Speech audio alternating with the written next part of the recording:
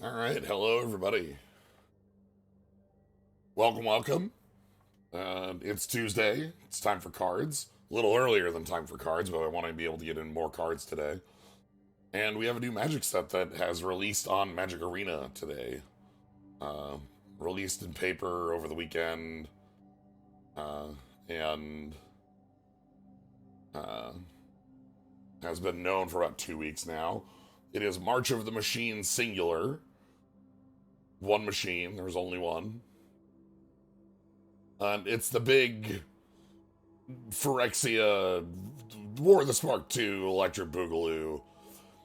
You can see from this art that they're using here, which does not represent any actual event that had happened. Yes, the big machine.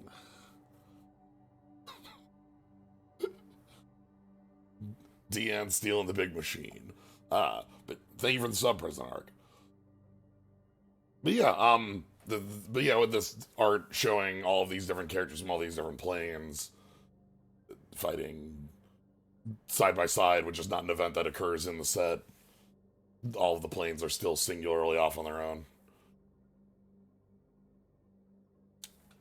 So there are a number of sets named after cards. It's Hour of Devastation is Hour of Devastation.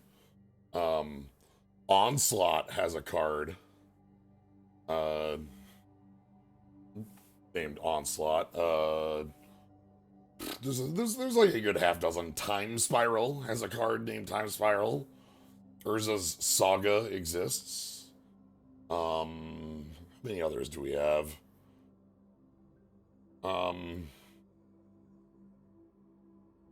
Do all three of Time Spirals? Because Future Sight obviously does. Anyway, there's a little. Anyway, but March of the Machines is a card, but March of the Machine is not. Anyway, we're going to be checking out March of the Machine Limited. I always have to catch myself and make sure I don't put the S there. I will probably do it. But when we start to jump into the draft, we'll take a little bit of a look at new mechanics and new card type. We have the first new card type in Magic in a very long time. So, sure. Thanks, Pokemon. There's set notes. Here's some packs. Is that good? One of the things that's going on in this set is that this is the set that is, we're past All Will Be One, and since we are past All Will Be One, the Phyrexians are invading the world, the all worlds.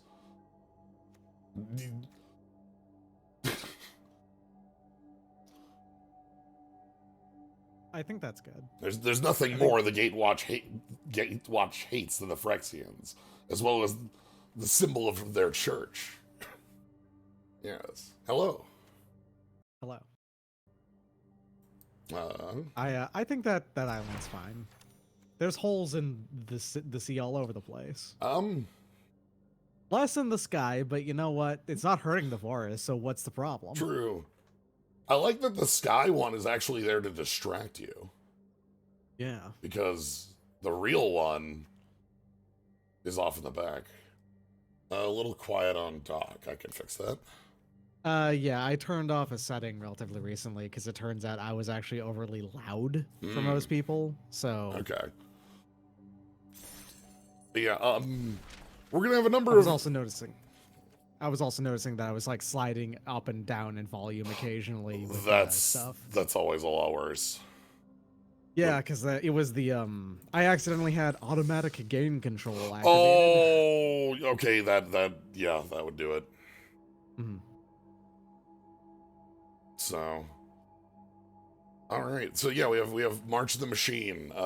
This set has a number of different, um, obviously new set, new mechanics. But first, legitimate new card type for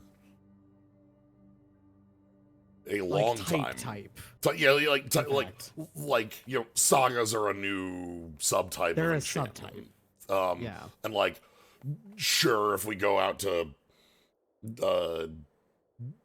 unsets or whatever, we can say the word contraption a bunch, or but Yeah. like since tribal / planeswalker, this is our tribal being introduced before planeswalker by Mm-hmm. 2 sets. This will be our first new mechanic. We have our Yep. bit with what the set's about.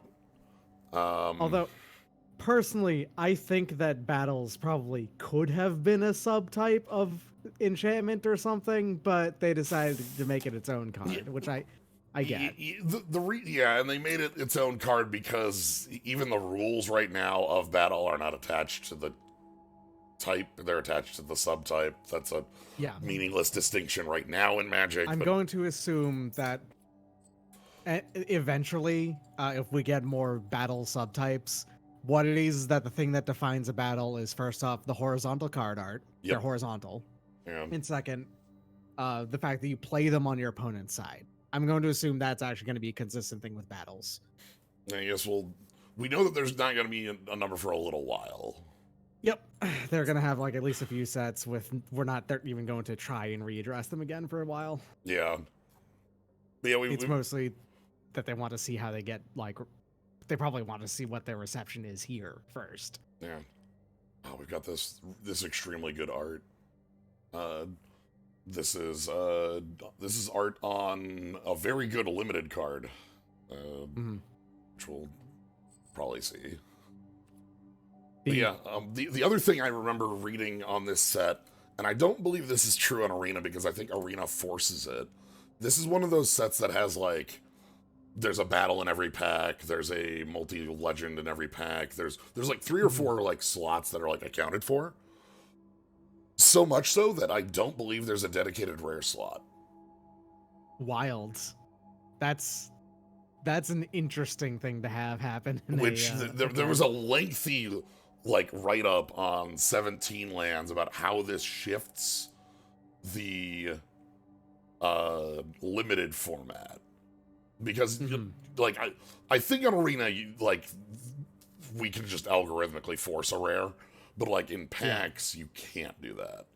And so so it's going to be that this, as far as a limited format, will likely be more. You kind of have to force synergies over getting bombs. Yeah, I guess. Yeah, like it looked like it from what I had read. It looked like uncommons were going to be your bread and butter. Yeah, which is true like always, but like more so skewed. So yeah. You want to look for your multicolor uncommons that make your deck work, like, even more so than normal. Yep. So, alright, let's, actually, you know what? I'm just gonna open one pack so I can talk about mechanics here. Because look, it's gonna take me a million years to explain a battle, I need to find one. Yeah, this is like the most, this is maybe the weirdest format that they have made in a long time because of of a bunch of things. So, every pack has a legend slot that's like a legend from a previous set. This can be anywhere from Tetsuko here, who has a really strong type of evasion because it says toughness 1 or less. That's the killer. Yeah. All the way to some of the ones at Mythic where we just have like the old Praetors. You Elish Norn. You could just get Elish Norn. We have backup as a mechanic in the set. This one's really simple. It's come into play, put a 1/1 counter on a creature. If it's another creature, hand off all text below the word backup for a turn. Yeah. So this can be a 3/3 with Vigilance. Just you can play it, put it on itself, 3/3 Vigilance, or you can put the counter on Phyrexian Gargantua here, good reprint. And it becomes a 5/5 with Vigilance. With Vigilance for a turn. And then it'll fall off. Yeah, the vigilance does. Obviously, the counter doesn't. Yeah, the counter does not. Another bit we have in this set, which is kind of funny with how the set Incubate looks, is weird. is Incubate. Incubate is a token with, it's just an artifact that says, to transform this. And when you incubate a number, you incubate the token with that many +1/+1 counters. Yep. So this here enters the battlefield as just a token artifact with 4 +1/+1 counters on it. Which is nothing. That doesn't an artifact with 4 +1/+1 counters can't do anything. But it's not a creature, so it doesn't have power and toughness. The backside of it is this here, a 0/0, which will be whatever the 1/1 counters on it are. You can transform it instant speed. Yes, this has rules implications I don't care to go over because they're the most niche thing in the universe. The other bit here, though, is that Phyrexian as a creature type is a tribe. Yes. Which is, makes sense to have here, because if we had it in the previous set, as I think we went over... Oh, you mean the set in which that, all but 11? Fucking, yeah, almost every creature in it was a Phyrexian? You probably couldn't do that. Yeah. Other main mechanics. This has been a good pack for showing off mechanics. Convoke is actually a main mechanic in this set. There's a number of returning... Convoke is a pan-color mechanic in this set, too, if I remember right. It's actually in all colors. But it is specifically made for red-blue in this set. That's the focus. Which is interesting, because those are not the Convoke colors. Yeah, so Convoke was originally conceived by Richard Garfield in original Ravnica as the Boros mechanic. But it got moved to Celestia and then replaced with the worst mechanic in a decade. Of course, yeah. Sorry, whoever did that, but Radiance, right? Radiance was... Yeah. Terrible. The mechanic of Boros in that set was Lightning Helix and Sky Knight Legionnaire. I don't know, weird. Exactly. But Convoke is... Original Ravnica was interesting because half of the mechanics for the guilds were great, and then half of them were garbage. Excuse you, Megamorph exists? That's within a different decade than Radiance. That's why I said decade. And on top of that, even though Megamorph wastes design, not waste design space, that's not how it worked. Even though it wasted a mechanics line quotes on Megamorph, at least Megamorph was still just Morph, which is a good mechanic. Yeah, worst case, it's like a bad version of a good mechanic. But yeah, so Convoke is just your creatures tap for mana on it. They don't actually tap for mana. It's the rules text means they don't tap for mana. They it tap reduces for the cost. This is funny because there is a card in the set that's if you cast a spell with a creature giving it mana, draw a card. Oh, but that's gonna catch so many fucking people. Convoke doesn't do that. And even reduces the even the rules text here says each creature you tap while casting the spell pays for 1 or 1 of that creature's color, which technically not true. Whatever. And also true. Also, yeah. This frog, by the way, big fan of this frog. I like. And this is just a free 3/2 for some. Yeah, this is. So, is there a thing where so we have a tribal identity? Artifact frogs. Yeah, are artifact frogs just get to be free sometimes? This feels like a card that could just be wildly not busted, but Frogmite wasn't busted either, right? Yeah, Frogmite was only busted because of the existence of everything else in Affinity. It's not like Frogmite itself was actually the busted card. But Halo Hopper absolutely could be good, I feel in the right setup. You could go for you play a 1-drop, and then on 2 you go any make 2 tokens card, immediately tap all 3 to make a 3/2, and then remember, Convoke doesn't require the creature to be not summoning sick. You can just do it on a creature that can't. Yeah. Yep. So it's a way that card could definitely be used to flood the board hard. All right, let's find a battle. Yeah, so Convoke, because I want to say when they brought Convoke back for one of the Modern Masters, they also put it in black in that. Blues, black, green, and stuff with Hogak, and there was a demon that had it. So that means Convoke has now been on all colors. Yes, and in this set, it's blue, red, I think white is tertiary, and it might exist in all. I don't remember if that's true or not, but I know it's blue-red is the like bit.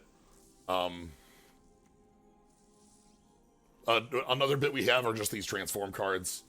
Yep. These are cards that are they all use Phyrexian mana, which is pretty nifty. They've figured out that Phyrexian mana is a balanced thing to use on like activations or like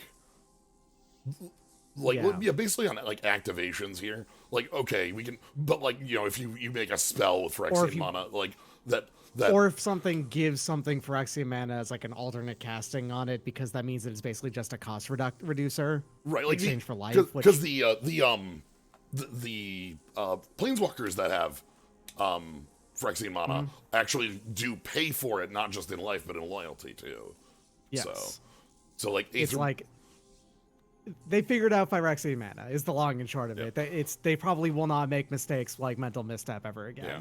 This is actually a pretty good card here. It's a fine body on the front side and then back side. -3 -3. Weird. But another bit about this set, not mechanically, but just like with the set, because we are everywhere. We're on every plane doing invasion. You can see here, this is us on. Oh God, I forget the name of Strixhaven's plane. Strixhaven's plane. Yeah. It starts with an A. Good question. It starts with an A. Arcavia. Okay. Yeah. But like we have that.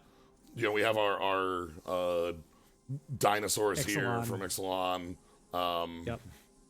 We have Etherblade Agent over there is, I think, Ravnica. No, Etherblade Agent is that's Ether would be Kaladesh. That'd be a Kaladesh. Kaladesh, right? Yeah. This is Ravnica right here. So the legends in the set, like all have like whatever neat border existed for that set, but not every set had a neat border. So they invented a couple, and the Ravnica border has this like cityscape border. I think it's a pretty good choice. Yeah, the Ravnica border is dope. That's super cool. And then there's bits here. This is an event that takes place on Kamigawa. This is an event that takes place on New Phyrexia, Mirrodin, Argentum, blah blah blah.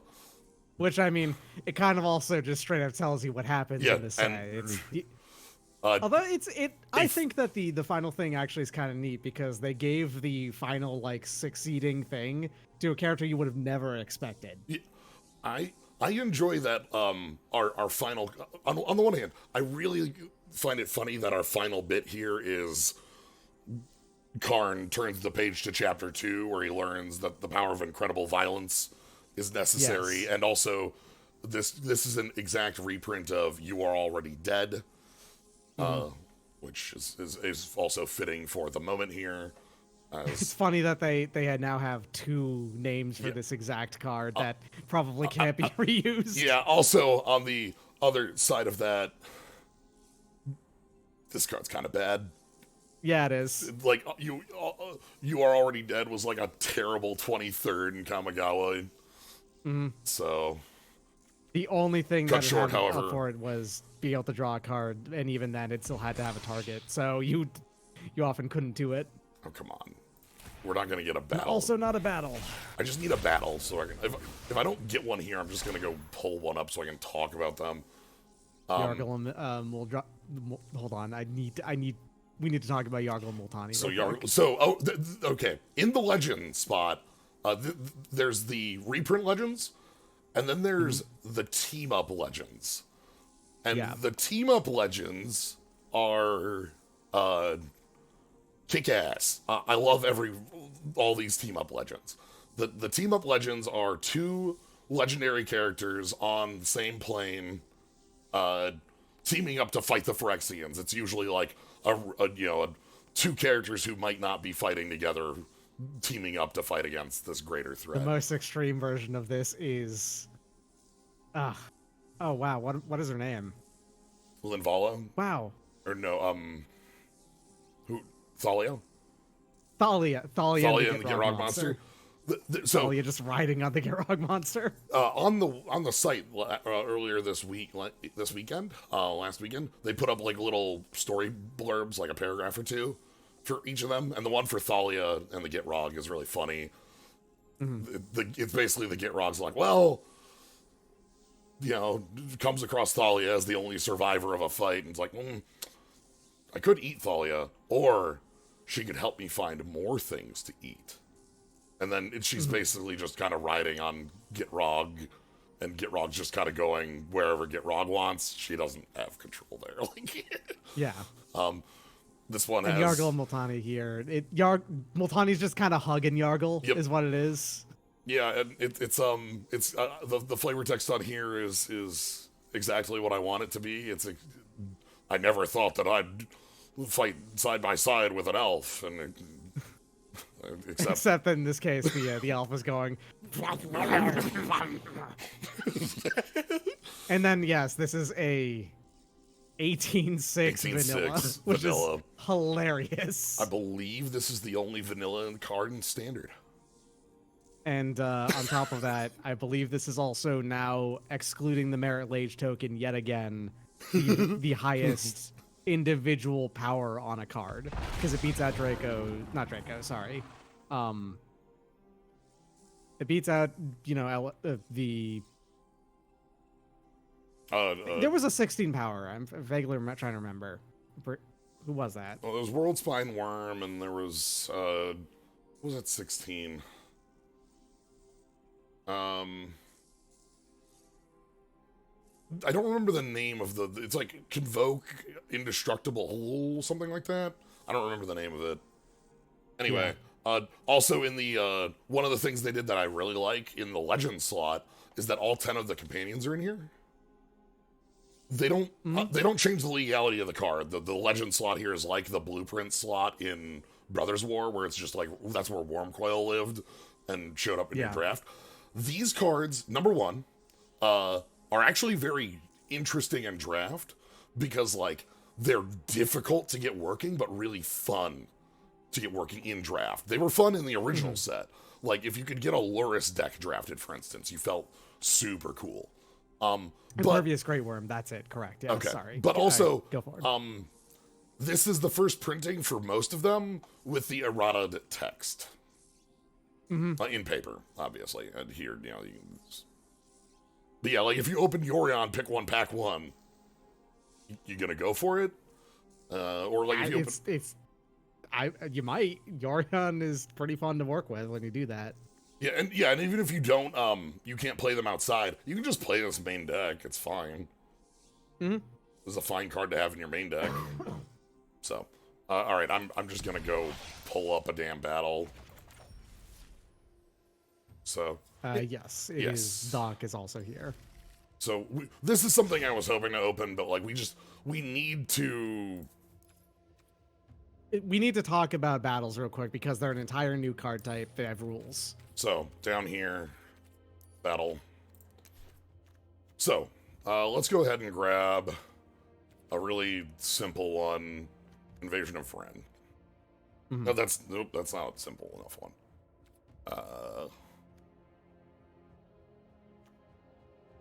Cool, Invasion of Mercadia is a simple enough one.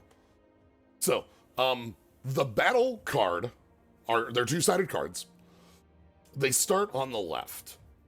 Yes. In your hand, and anywhere that isn't in play, they're on the front. When you cast a battle, they come into play. You cast them like any other spell. They're a permanent. They'll go into play, and they will do their enter the battle thing.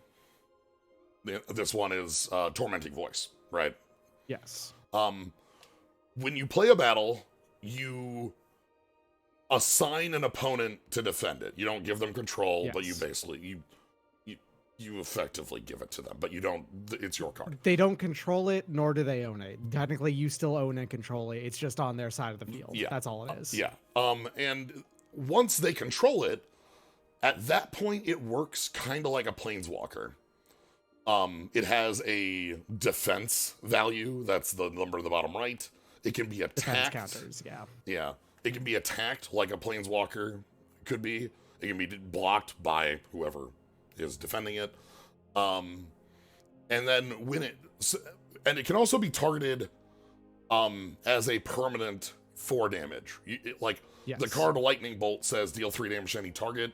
You could choose to Lightning Bolt Inversion of Any Mercadia. card that says any target can be used. Well, any card that says any target in which a card that has life or whatever can be used to target it. So it can be targeted. Can target sieges. Battles. So, like, this one here.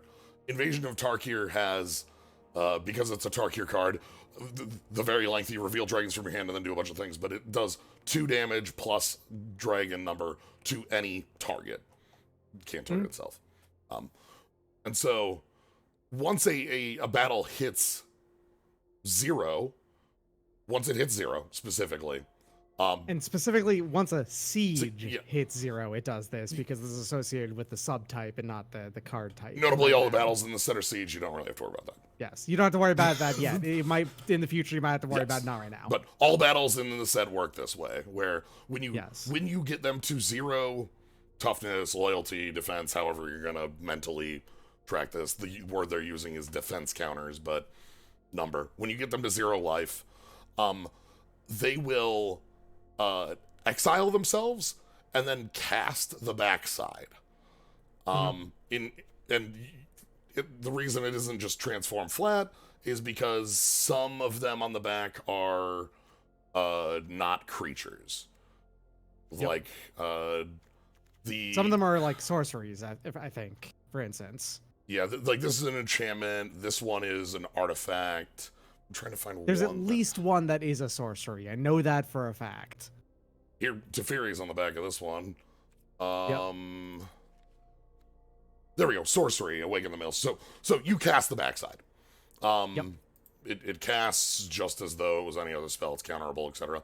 And so basically, the way a battle works, like gameplay wise, you're playing the card. You get the come into play effect. Cool, great. A lot of these are costed so that the come into play effect is on cost. This is a literal existing card, Tormenting Voice. Cool. And then the backside is this is a prize for dealing enough damage to flip it. You get this 3/3 that has make 2 1/1s and +1/+0 haste your team. This one specifically being the first spell shaper, a mechanic from Mercadia Masks. For a very long fucking time ago. By the way, this set, deep cuts. We are finding the deepest of cuts for you. I want to say that they also made a statement on this is not something that's relevant in the set with playing with them, but I think they also said that if a battle is ever like animated in some way, it actually still can't attack. It can't attack, yes. Yeah. Battles, even if they become creatures specifically, cannot attack because it's just a way to deal with the fact that they have a counter that goes down and things like that, and not being able to like mess with it like that. Right. We get a ton of planes, Segovia, where everything's tiny. But then we also get, Innistrad, of course, or we get Dominaria, and that has just Sarah Angel on the back. That sort of thing. But then you have like, planes that have occurred maybe once. Vryn was in Magic Origins alone. Or it is the home world of Jace, but it's got almost nothing to it. Or I mean, Segovia, you just looked over it. That's only in Planescape. Yeah. Xerix, which has the Vertex Paladin. Which is fun little blurbs about all of these, about how well the Phyrexians were adapting to like invading some of these, and weirdly enough, one of them is like, they could not get Innistrad like at all. For some reason, Innistrad was really, really prepared for dealing with Phyrexians. Yeah, there's a card in there's an extremely good card in one of the EDH decks that's like just another Tuesday for Innistrad. Where you play blackjack. Whereas I think like things like Eldraine's like knightly orders are all gone. They've been all slaughtered by the Phyrexians and things like that. Yeah. There's been a lot of big changes on some of these. So we have the set out. It exists. We have the story beats as we opened Karn holding Elshorn's head, like Phyrexians defeated. But there is a mini epilogue set coming out in like 2 or 3 weeks at this point that has like the story beats of like, yo, almost all of the gods are dead on Theros. Yep. That's one of the things that happened. Like Heliod got the Phyrexian eyes because like most of there's like only one city left on Theros. It's gone like full Amonkhet basically. There's only the one city that is left and functioning and is alive still. Or like with Kaldheim here, like we see that literally, the world tree is being destroyed and all 10 worlds in Kaldheim have been like merged because they all got slammed together. So anyway, and things like that. Yeah, we have our and the funny thing is that like the single thing that actually Ren ended up being the one to save everyone because Ren managed to merge with the tree that they built to do the invasions in the first place. Right, and effectively use it to turn it against them. Yeah. So yeah. Anyway, we have our strategies. Knights is a setup in blue-white. We have a mill setup for both players in blue-black. Oh wow, Rakdos Sacrifice. Wow, that's incredible. Oh, weird. There are interesting though. This is cool. Also with Sacrifice, one of the things here is that there are some really powerful sack outlets in existence, and some of the uncommon legends from other sets are pretty damn good for it. So there should be some actual real payoffs with this. Oh wow, Selesnya's +1/+1 counters. Who knew? White-black is just Phyrexian. There are more, which also has been the case for the past like 3 sets, but yeah, Convoke is an interesting, different way. I think this is kind of the idea of like a young Pyromancer style deck, where like, but you use your tokens to play huge spells instead. Black-green uses the incubate tokens to go big. Boros here uses the backup mechanic to +1/+1 counter handoff abilities. Which, for what it's worth, means it has a lot of overlap with Selesnya. Yeah. Well, one thing here, too, Selesnya, Incubate uses 1/1 counters, Backup uses 1/1 counters, so cards that like 1/1 counters will be, And then, Blue-green just likes flip cards, and that includes Incubate tokens, that includes battles, that includes, we saw those Phyrexians that flipped sides with a Phyrexian mana, that also includes some Mythics, probably not the big things, but they like cards flipped on their back. So. Yeah. Mainly what we're getting at is that there's actually some interesting non-standard plans in here, and then there's also the very familiar ones. Then there's Rakdos Sacrifice, which like... Rakdos Sacrifice, which is like, that's been most Rakdos plans for the past like 6 years.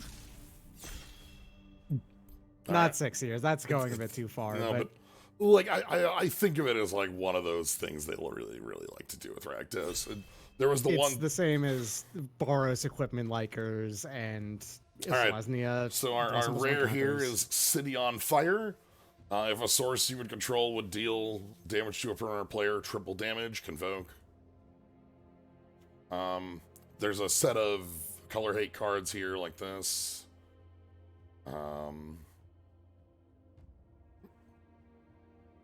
Fungus, Gargantuan, Yargle.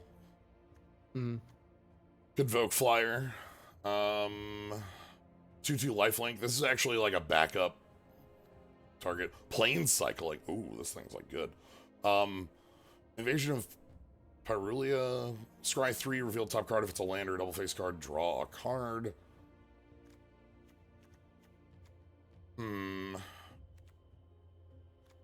I like City on Fire, but that really does like hard commit you. That costs so much too. You need to have like 2 red creatures on the board for that to have the colored mana be able to pay off. Yeah.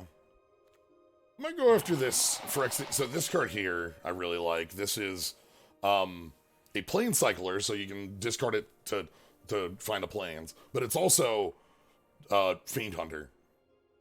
Mhm.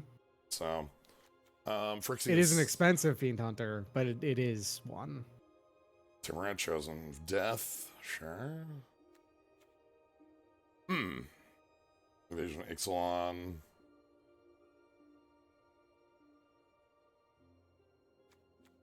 Ooh, so this Kenra Spell Spear. Okay. Prowess. Yeah, it's interesting to have the multiple different pieces of prowess on it, but that does work. Yep. It didn't have it be prowess X, it was just prowess, so.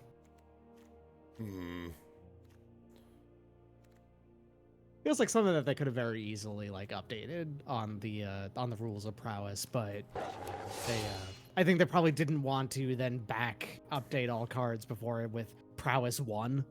Right. Okay, this is not. This is a constructed card, not a limited card. Or a god or demigod. Yeah, nah, you're not. Like there are actually a pretty decent amount of that card type in the set, but it's not like it's worth taking as a thing to make it work. Agar? That's the... Oh, it's the spell overkill. Remove 5 counters from target permanent, draw a card. This will just... This will activate a battle, basically. Destroy target tapped creature or planeswalker that activated its abilities this turn. Or just...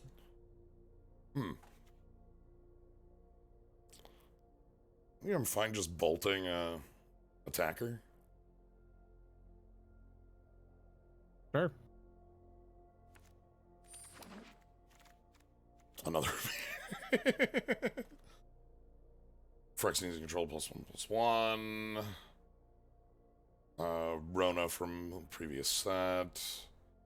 Target creature, planeswalker you control gains protection from colors of the color of your choice if it's creature +1/+1. Counter. Backup, handing off first strike on 4.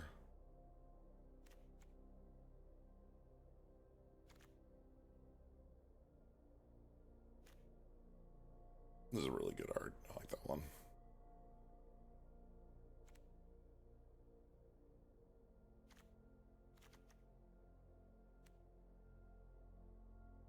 I kind of want to have like small tricks and things and then get more stuff that works, like Prowess Friend here.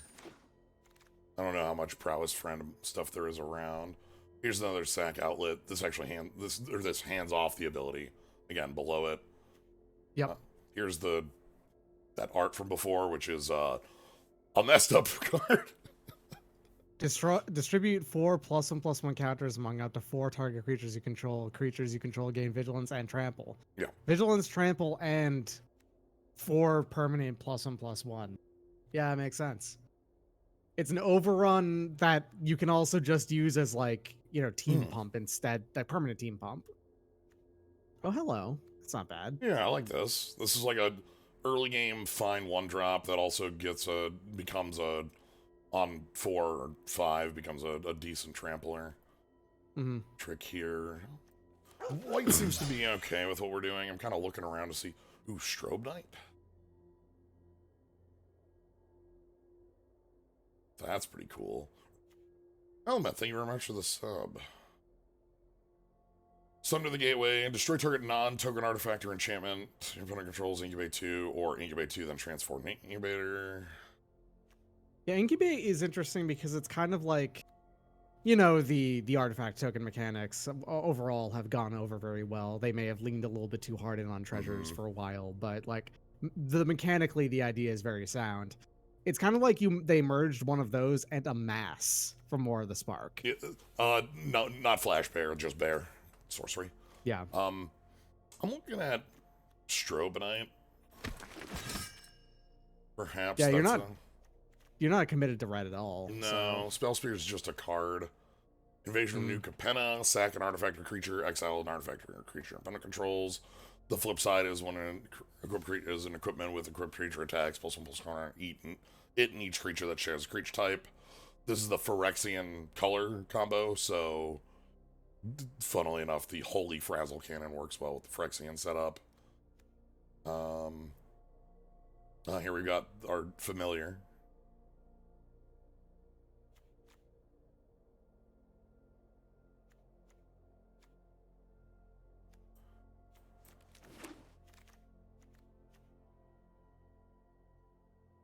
Double strike, creatures control the first strike of double strike. Okay.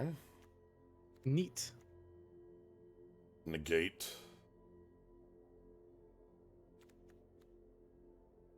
Incubate 5. No, I don't think I ever looked into why the plane is called New Capenna. That's like, true. what is it new of? Why? What was old Capenna? I'm going to assume what it probably is that the plane just named itself New Capenna after like an apocalypse or something, and they didn't do some weird planar movement stuff.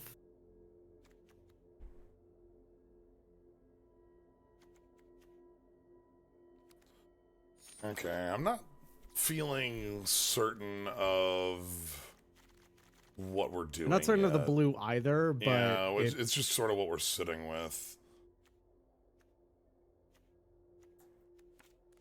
Take some of the fixing to make this like function. We'll see. Perhaps we open up like cards within these colors that make us excited for it. I'm not.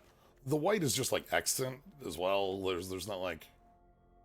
You don't have things that are like really pulling you into white either, but you have a lot of white and they're decent, so you're likely playing white. Like, not gonna feel bad. I have a lot of combat tricks. Aerial boost, Elspeth smite. It kind of seems like both blue and red like combat tricks as a thing, because I mean, blue-red is a spell likers color combo in addition to token likers. Yeah. So white, blue, red, probably all three together actually does work, but you'd probably want to decide on which one is splash. All right, I've got lands for both. We've got these, gain of life lands. Yeah.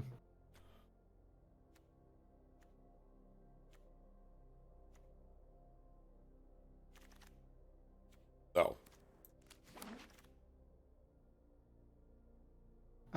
So that's a Sultai legend over there? Yeah, so this is Zimone and Dina, a pair from Strixhaven.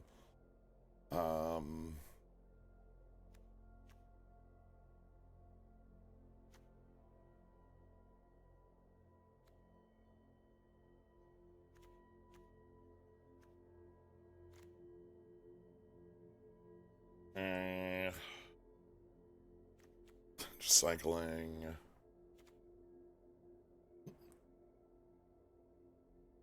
Your deck is even. Is that a 6 I could just play?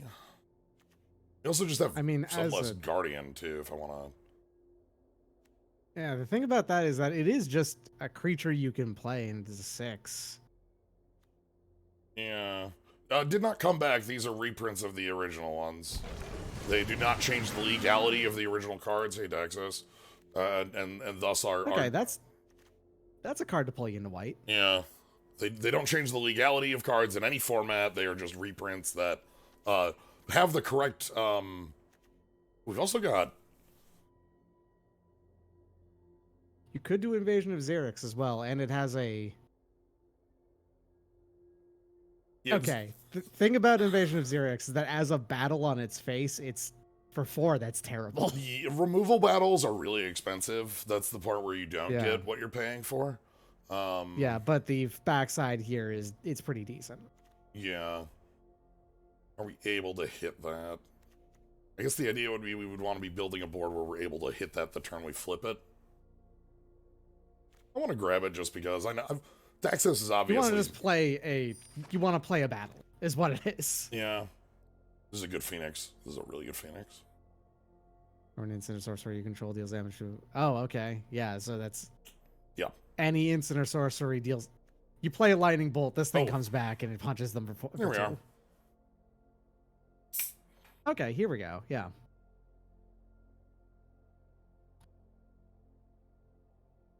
Yeah, I'm fine with pacifism.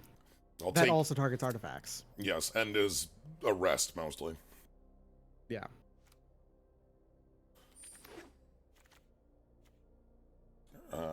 Runize.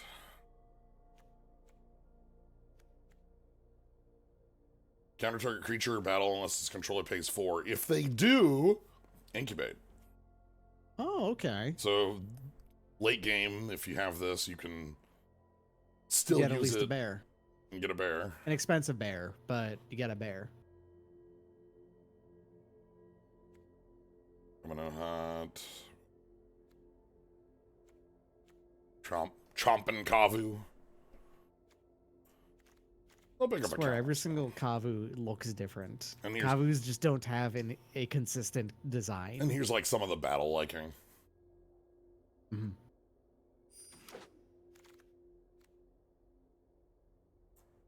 Kind of like Clave this. aerialist. The big thing here is that like low drop aggressive, low drop evasive creatures seem like they're going to be really good in a world where we're trying to bop battles down. Yeah. Okay. Oh god. That's okay. It's an uncommon. I was about to say, oh geez, if that's like the big green common of this set, that'd be. And I would love to play green pretty consistently. And here's our, Convoke. I keep on thinking that Rails Eric is dead, and he's not. No, Dak died. It's Dak was the one who's dead, and I just keep on forgetting that. This is a really good kill spell. Oh yeah. I had to defend the honor of Aki Scrap Chomper in the comments of a video once. Of like, no, obviously this isn't going to be playable in a constructed format. But this is a way to eat your lands late game in a limited format. Yeah. You know? Eat lands, eat artifacts. Ooh, hold on. Marshall's. Okay, hello. Hello. That's a tapper and also an anthem for knights. Okay. I don't think we're actually like good. super heavy on knights. No, but now we have a. That's not that expensive to activate tapper. Yeah, and like this is a direction more than anything else too. Mm-hmm. You want to pick up knights. Yeah, we're mid 2, so like, ooh. Okay, Tetsuko is also pretty good to get. Tetsuko is one that's easy to miss what the actual power of Tetsuko is. Tetsuko makes creatures you control with power or toughness 1 or less. It makes Blades of the First Pride amazing. Yes, so. Yeah, okay. I don't really care about scroll shift. I can grab an island cycler. This is like a fine thing to have.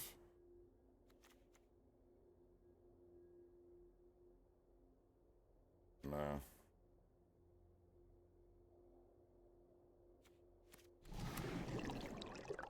Night. Enters the battlefield, tap target creature, put a stun counter on it if you... That is another origami frog, guys. It has Convoke.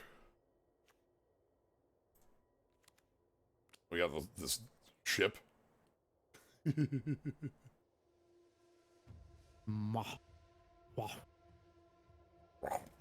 way that this works, by the way, is that the incubated token that it generates can crew the ship itself. It is able to crew itself, basically.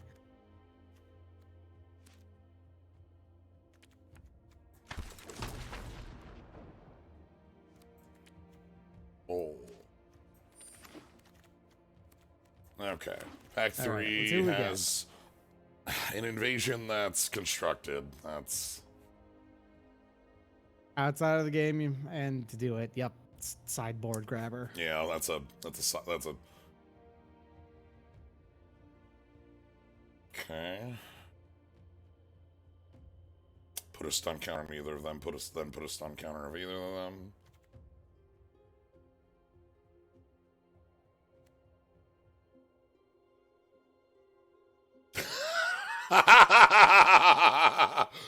That gains flanking. Nice. Even to this day, when they willing to put mechanics on cards on things, they're willing they're to. Not They're gonna not respect gonna flanking. They're not going to respect flanking because of the like weird flanking v flanking fights that suck. Oh, okay. I'm looking at knights, and this is. Oh, here's Realmbreaker. This is. Yep.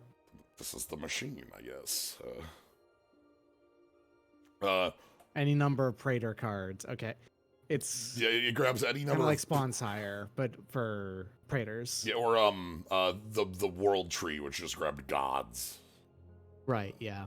This is also another night card that's, you know, this is we've seen this card like 2 or 3 times from like Dominaria. It's always good. Yeah. I'm here because this one gets +1/+1 in Vigilance whenever a knight comes in. So. Hey, Quinn. Quinn's really strong. Quintor. Beginning your end step, exile non-creature non-land from your graveyard to make a 3/2.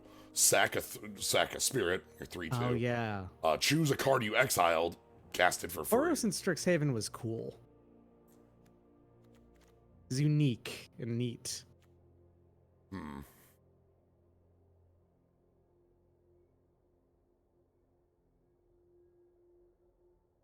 Meh. I'll grab another area list. Oop, Invasion of Kamigawa. Okay, this one is Again, this one's worth playing even on its face, and also creates a literal core, but with flyer. Yeah, Okay. Ninja of Deep Hours / you pay 3 draw. Back up. This is a good kill spell. This is like fine. Yeah, absolutely. Last Gasp is like above rate, and this is like Convoked, a little more expensive. I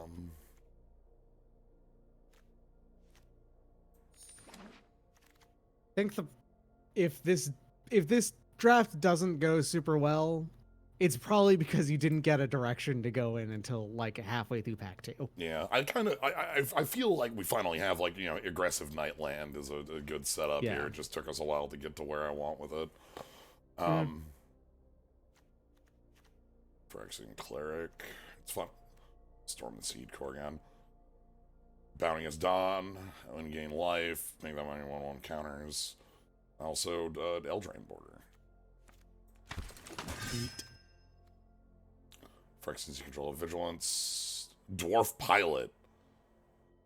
Oh, so from Kaladesh has to be, right? Yeah. Because like that's like the only other plane that has a lot of. That's where they have heavy dwarfs. Yeah, I think I'm either on the Dwarf Pilot or I'm on getting a Knight of New Coalition because I don't have one of these. I like Knight of New Coalition here specifically because you picked up that knight that wants that gets vigilance and +1/+1. Yeah, knight ETBs. And also like having 2 bodies to +1/+1 is also like pretty good. Yeah. You can always check your creature count, but I also think you're relatively low on playable creatures up until like grabbing stuff like that. Yes, that is where. So you liked hearing your girlfriend talk about dinosaurs so much she built her own. I don't really care about most of these. I'm gonna take.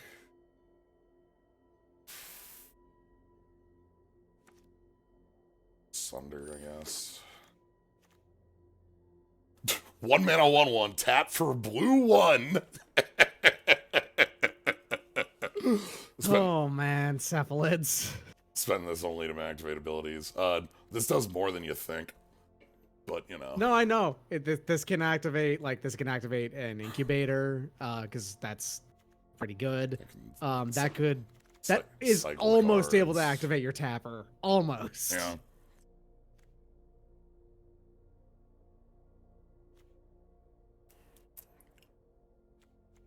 I'm gonna grab Wicked Slumber.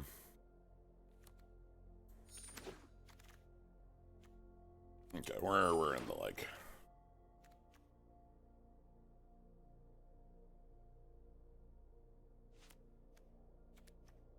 And minus, okay.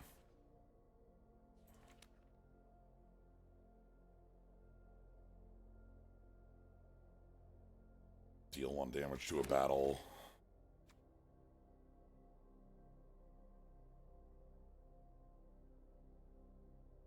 It is a good thing Maintenance never got around to decatalyzing the Bithmeric Plasma displacement conduits.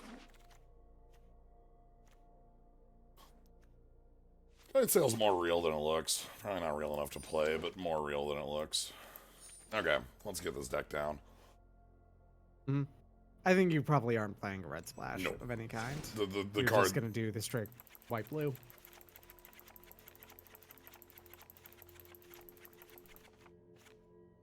Windscarred Craig.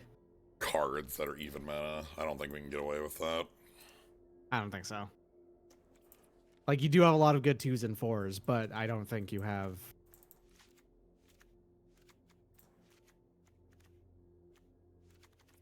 we're just gonna take a look. Alright, we're just Like, gonna, what does the deck look like if you do have we're it? just gonna take a look, that's all.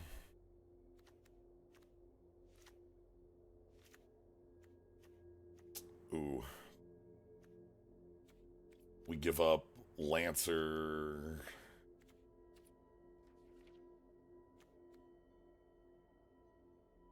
I feel like our deck's a lot worse for losing the 3s. I think so. I think you need those 3s. Like, I don't think that it's bad to play it just in your deck. I just Yeah. don't think you're going to pull it off companioning it. No. Okay, let me set that back up. Okay, so Elvis Smite. I'm actually going to put this in. This trick, by the way, is actually quite good. So it's a color, like, hoser, in that it has, like, prevent all damage, red or black sources would deal to creatures you control this turn. But it also just has the text, Yeah. you and permanents you control gain hexproof. Weirdly enough, I like the color hosers in this set. I like Just that like across the board, they have kind of neat, it's like, they have a small effect, and then if it's the color specific thing, then they have a bigger effect. Mm-hmm.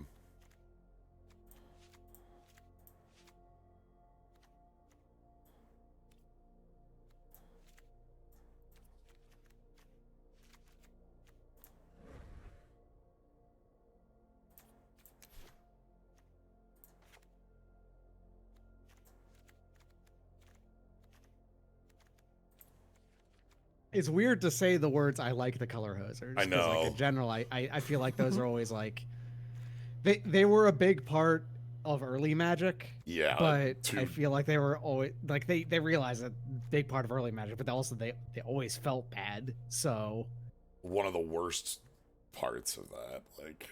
yeah, but here they made them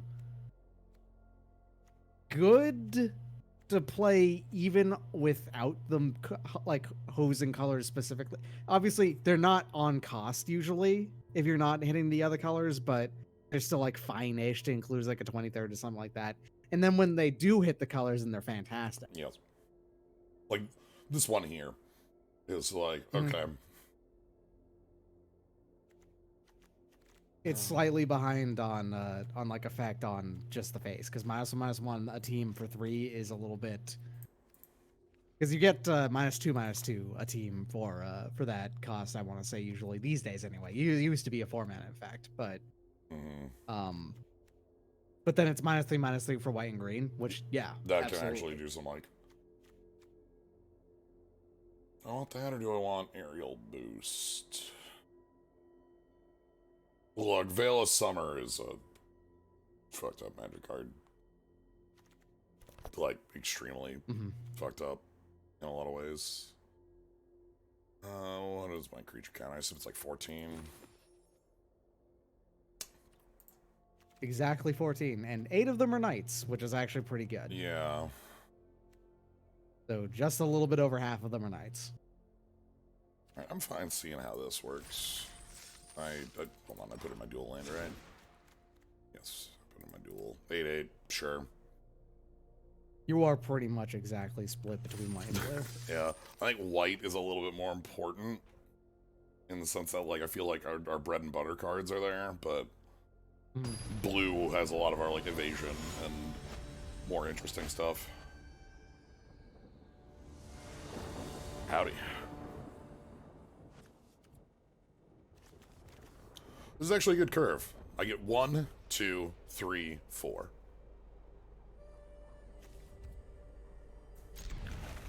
I don't have to do that. I can, like, hold that, play other things.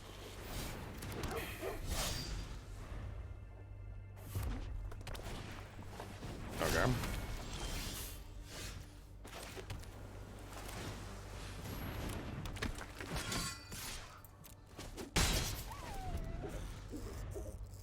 We got them dunes. Yeah, everybody loves them dunes.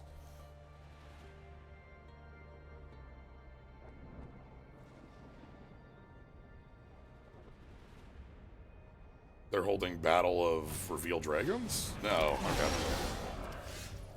There's making guys. And the reason why these are red and blue tokens, by the way, is specifically because Convoke can pay for colored mana. Yes. And these can pay for blue or red cards.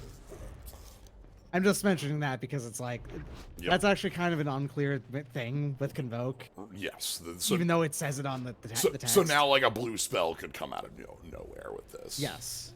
Despite there being no blue mana on board, they could cast a blue card with Convoke. I want to change out one of my cards for, like, that 1/4 looter. Oh! That's like a decent reprint, huh? Yeah. I'm surprised they didn't tap both for that, because you're just going to attack in and now with your 1/2. Or rather, with probably your 4/3? Yeah. Probably. Assume they don't have another one of those. Mm-hmm. It's entirely possible they do, but... We just... Look, we're working with what we got here. And we're running on... Next turn I get equip and I can hold up a God's willing. Okay, equip. This makes a treasure token on hit and gives menace. So, quite good. That lets them fix up. They're able to now play, like... Ouch. Well, we're having a real bad day here. I think they're not... They're just off black, huh? Okay.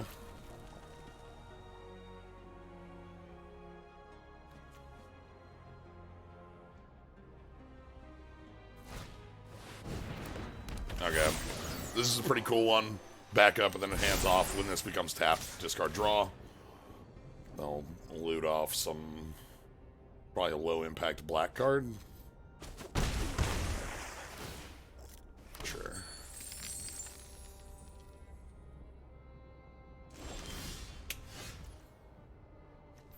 Alright.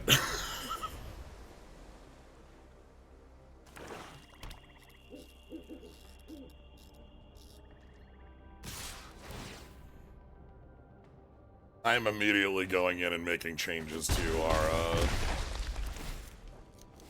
mana base after this game. Mm-hmm. I guess with you have 2 land cycling cards, right? So yeah, that's the thing. My brain went to 17 when we're playing arena. I shouldn't ever do that in best of 1. just you can pull off 16 pretty easily as well, specifically with those, even though you do play 2 6s. I want to say. Yeah, 1 cycles. Oh yeah, one of those is the cycle. Yes, one of them is the cycle right, card. So yeah, which makes it even easier to play. Yeah. So I've got Vigilance, Tapper here. I've got a combat trick to save from things, but our actual issue is right here.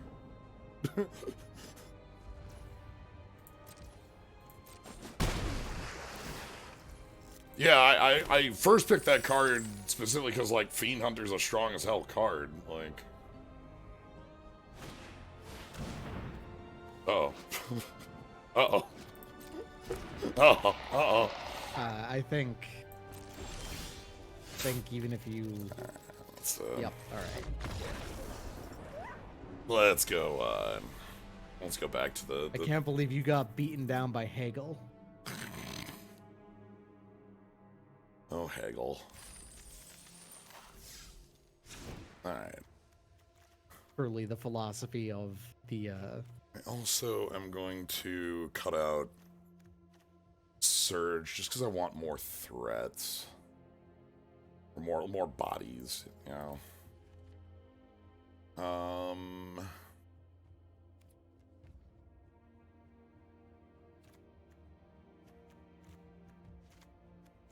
I think it's Furtive and then Tidal Terror.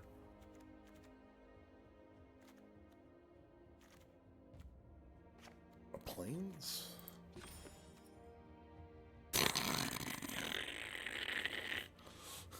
Okay.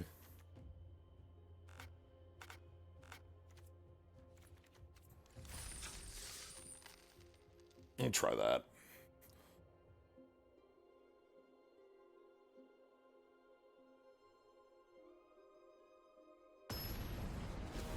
Alright, round 2.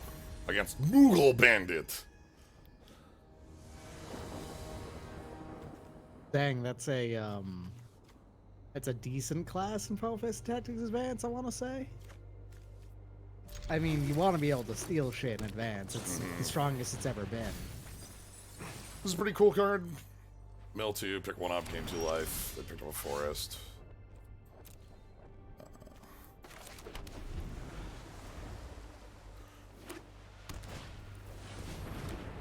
I like these cards that specifically call out, you know, mill X, then do Y from among the milled cards. Yes.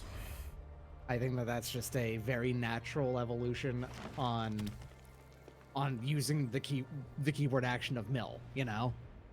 Right, then look at them.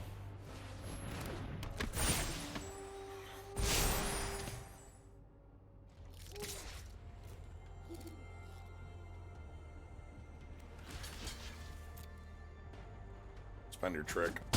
Okay. And it moves the counters. Oh, darn.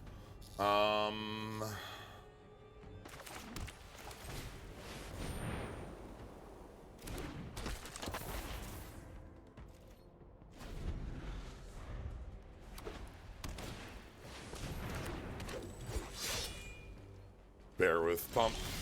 Okay. Cool bit here, I'm holding up both the loot and the cut short. So I can I can try to force their turn out of them.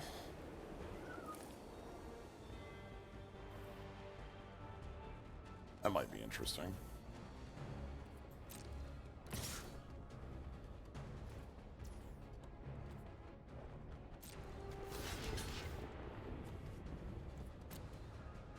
I want them to pay 4 mana here. Yeah, yeah.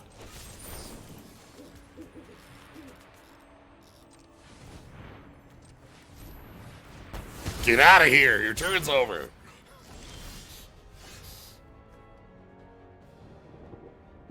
Okay.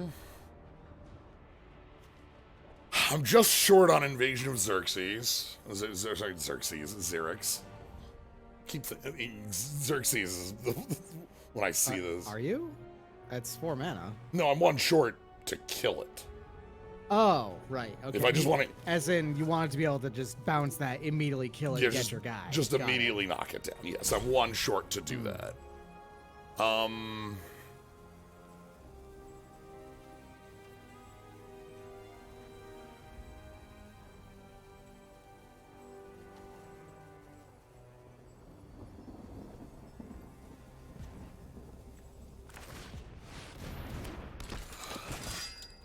Let's play up my double striker.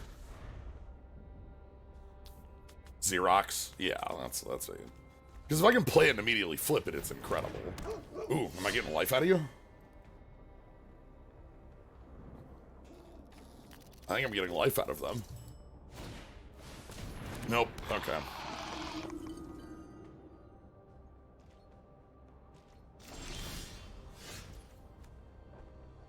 Okay.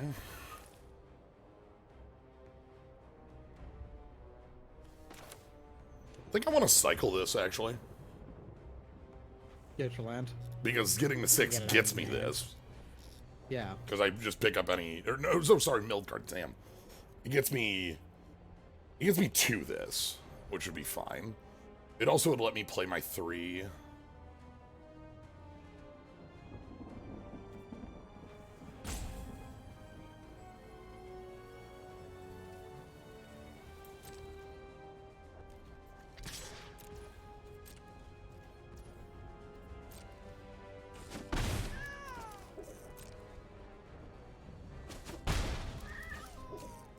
Okay.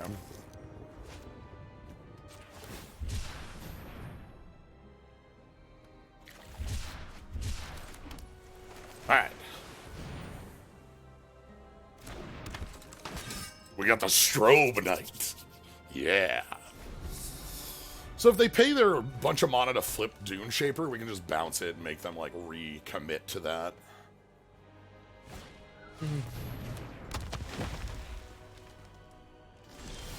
Card with reach, huh? Reach.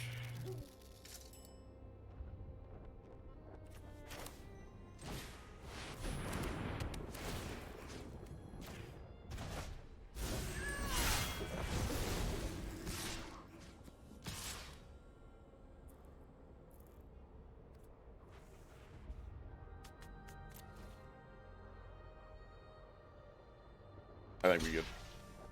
Oh, okay. They really don't want you to have that guy. Fair.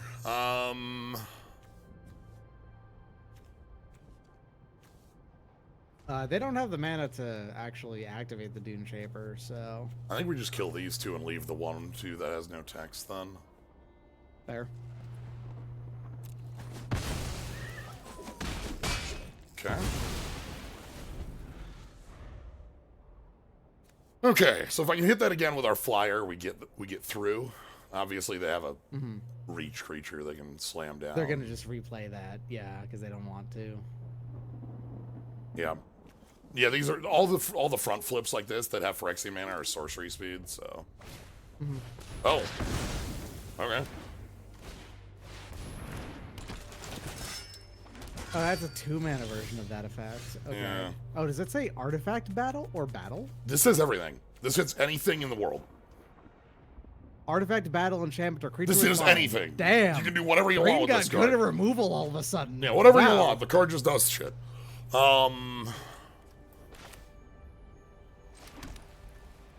guess, yeah, they had to decide at some point. So what's the color that can just destroy battles? And I guess they decided one on green for that. Huh.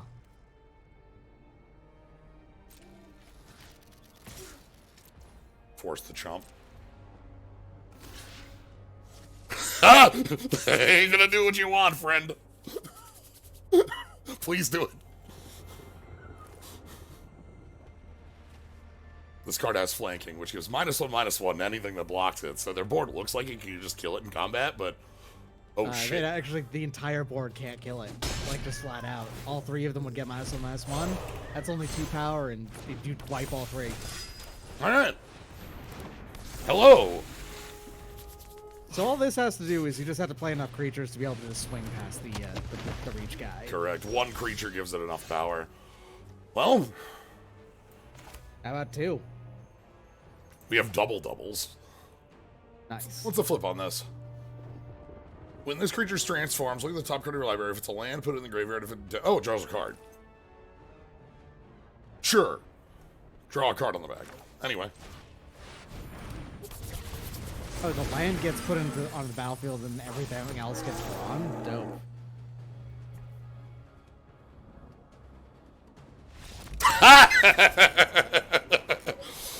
I just milled 4 lands, by the way. Nice. If you didn't see my own mills there. Just, you know. That's maybe one of the most ideal mills on your case I've ever seen. And then over here we milled land, 3, and then the only legal card to steal. Nice. Okay, I like the battle there was kind of interesting because like it forces this like weird chump block scenario where it's like you either have to like make some like really kind of like awkward blocks or your opponent gets even further ahead on the board. So I guess it kind of snowballs in that regard.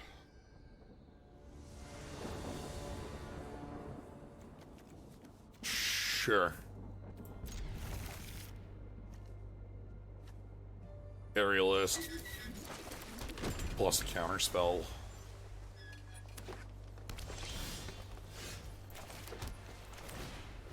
I can flip Aerialist to draw a card. It even ramps, maybe. Oh, shit. Spin the Fang Bearer. Oh. This is a reprint, of course. It was the this was Poison coming back. I enjoy that the flavor text is finally got coma. Alright, let's go. Order.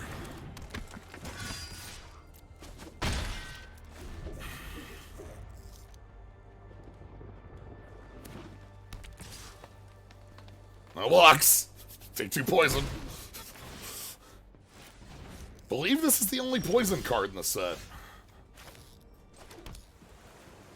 Yeah, I mean, it makes sense for that to be the case because otherwise, Death Touch is just a basic mechanic of the game for the most part. So, ouch. Oof, vanquish the weak. Yeah, I was a little worried about that, but it was the only play I had that made any sense. Yeah, no, it was. Oh damn. Makes sense. Okay.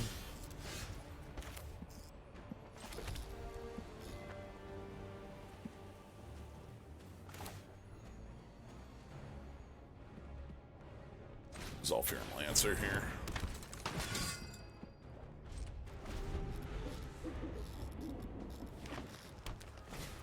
Oh, there's some cards in the on the back side that have it too. Okay.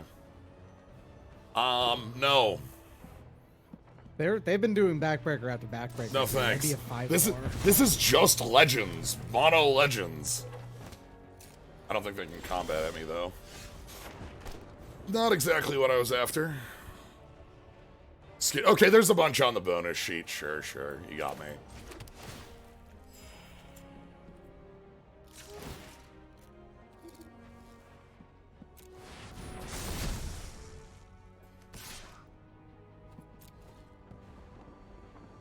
Oh, yes. Dang, they understand. I know. So, we got 6s for days. That's great. I'm sorry, what the hell does this do? Backup, trample. Whenever this deals combat damage, look at the top 1,000,000 cards of your deck. Oh, Christ. Okay. Oh, man. Alright. You get to look at top 6 and pick a creature or land. This is just backbreakers. That's it. That's all they play. Yeah, this has been just curving out on powerful big boys, like over and over again. Okay, and a death toucher to. Okay,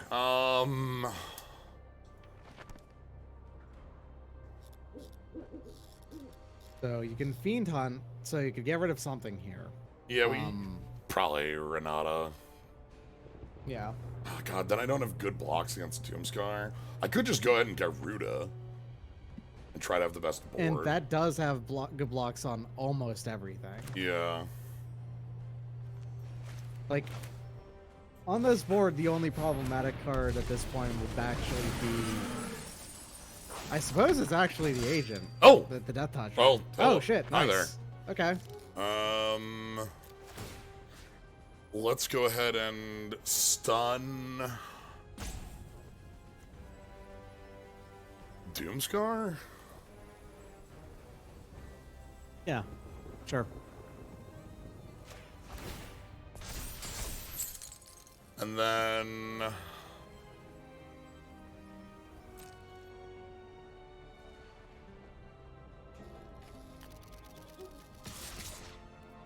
I think I'm gonna push. They can trade both their Death Touchers for our board here if they want. I'm gonna allow that.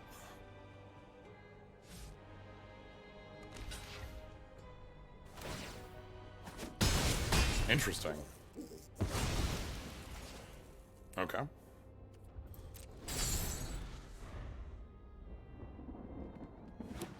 Alright, 2 cards left in hand. We still have Renata as a problem. We still have Garuda as a solution. And I have a Fiend Hunter. Oh!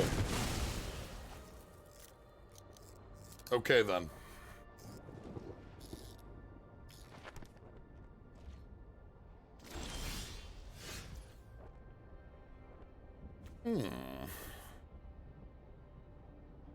Okay.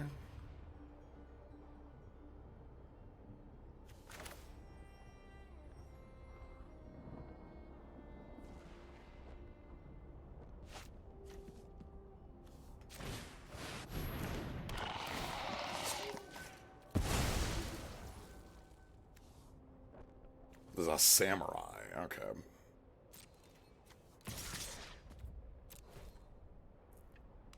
So right now I'm trying to simplify the board state as much as we can. The Doomscar doing Warrior, a pretty heroic job of it. Doomscar Warrior kind of. Another one.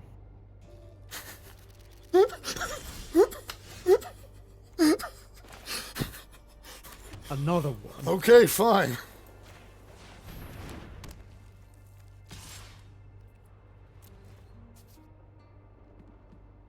Force either your trade or half your life total? Yeah, trade. Okay. Yeah. And then they're gonna kill our intercessor? Maybe? Alright. One more dead drawn. We got him. And alright. Seems like you got them. Oof. All right. We just went with simplify the board until only our Phyrexian samurai remained. Wow, they've got some ass kicking here. I want to check what they milled. Unseal the necropolis.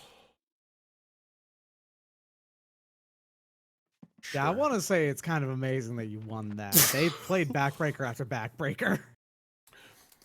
Garuda was enough to, I think, turn the corner. Yeah, that card just being consistently two cards. Well, technically not consistently. It is possible to win with it. It's just hard. Look, both times we've milled 8 cards and not been able to choose. Yeah. But yeah, this is definitely, I see some back and forth in the Shadow Lord 74, Born in the Year, 1974. We can't do this. If we could, this would be really nice, because, like, Martial Knight, but... Okay. Alright. We can do this. I think I'm putting Garuda bottom. Yeah, that's fair. You can island cycle the Tidal Terror, and then the Garuda bottom doesn't matter because when you island cycle, then it just gets reshuffled into your deck. Yeah. That's the big thing, is that I don't, like, lose it forever. Okay. And there's your second color anyway. Good. Good. I like being able to curve here. Alright, this is one that gets pretty powerful on its back. It copies itself and then puts a +1/+1 counter on it for each counter. Like,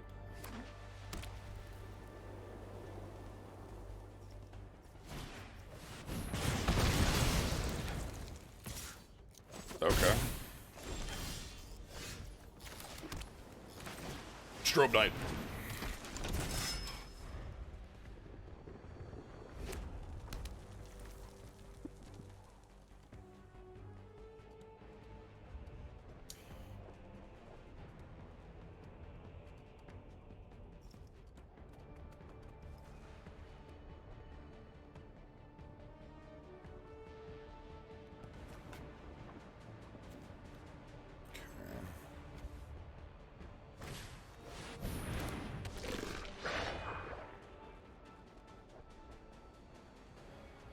Oh.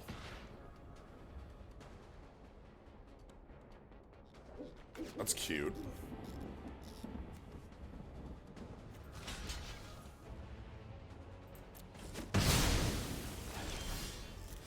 Okay. I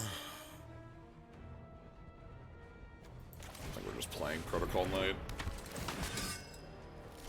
It doesn't stun, but 3/4 body is, like, real right now.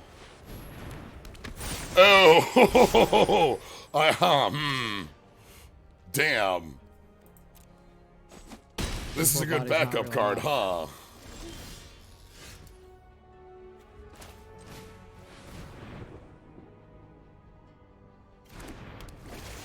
Elspeth's Smite is a bolt, yes, right? It is a bolt. Okay, I'm gonna get their 1/1. Okay, I was gonna say, come up here, please.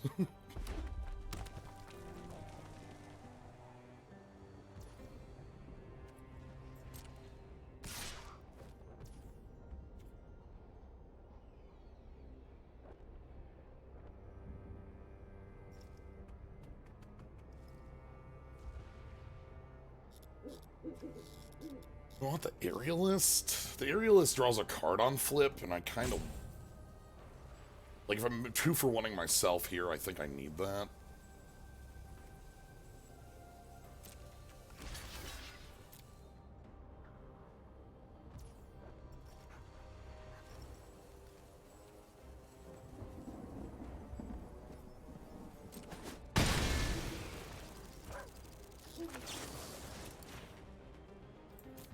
The idea here is that they don't get to combat trick to first strike save that. That's why I did that in that order.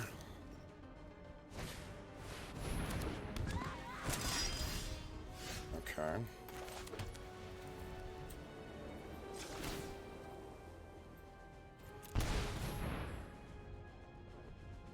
Oh, do they have a bolt?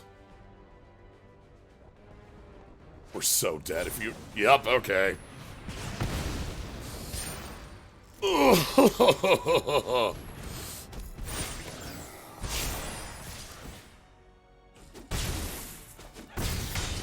Yeah, it's Yep, and it's pretty rough. 1 mana short from being able to pull that off. Gross. Yeah, there's no... Well... No, there's... You go to 3. No, I mean, I take lethal. Like, I can only block 1 of these. Oh, right, yes. Yeah, we just die. Okay. Damn. Okay, as per usual, the Boros deck is very good at catching you slipping. Like, that's the second time we've been completely obliterated on trying to transform a card, too. I mean, yeah, that's inevitably going to be a downside of those. Yeah. That's just gonna happen. I get the feeling it's gonna keep happening. I think I had those as a higher evaluation than they should be. New Anytime you have to pay mana on an activated ability to pump up the ability of the creature, you have that as an available downside for those. Yeah. Backup is one of those things that, like, is very clearly, like, this is near unplayable and constructed level mechanic, but, like, extremely good and limited, like, support, like, basically, whenever you have a 1/1 counter mechanic, that's just what that sort of thing ends up being. Alright, we're gonna cycle this to try to improve our draw chance to find something to play. Okay.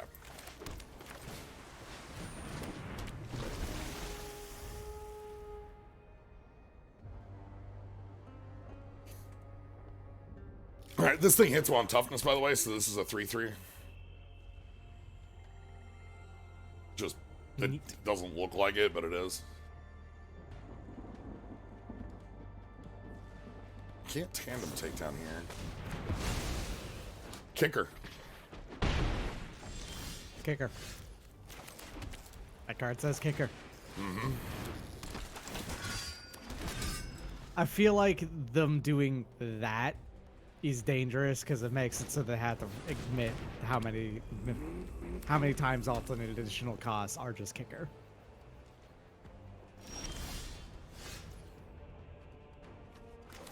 But at the same time, it makes sense. Mm-hmm. Okay, so they can ramp.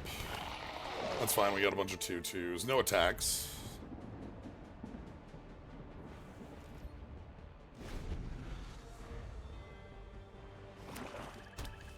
Kind of want them to, like, tap, play something big that I can... Yeah, there we go.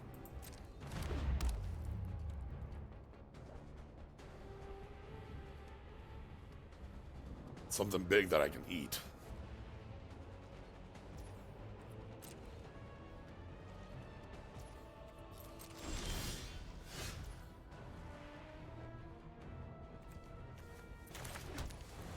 If I...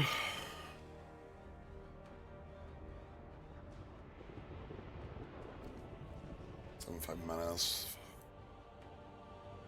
If I backside of Invasion of Kamigawa, I'll lose one of my 2/2s to the 1/3 in combat, and then flip that. And that would give me a 2/3 flyer that draws.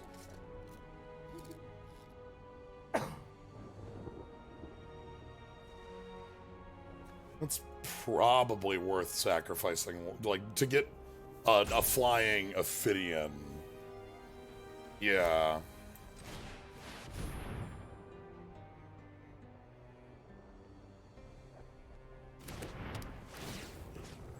Well, actually, I'm not going to be able to. They're going to tap to crew in response here. Then I'm just not going to sack the bodies. I'll just attack it with the 2/2 flyer. This doesn't have reach, does it? Okay.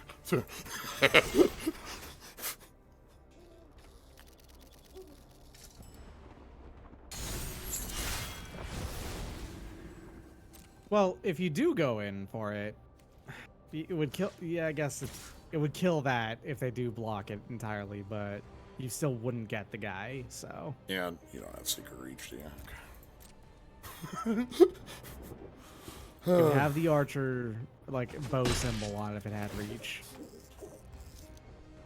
And this on hitting a player or battle transforms an incubator. I'm a little worried about just how many cards our opponent still has. They have like 7 mana right now.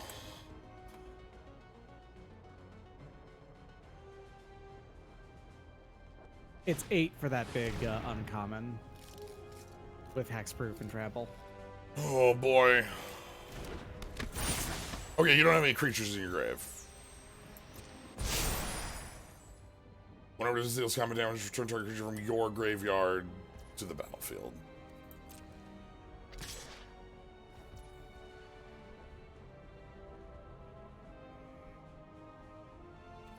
Yeah, there's nothing down there, so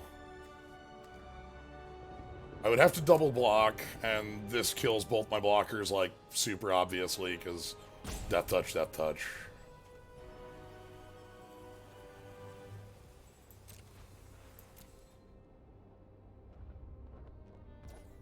There's nothing down there, so I don't feel bad taking this hit.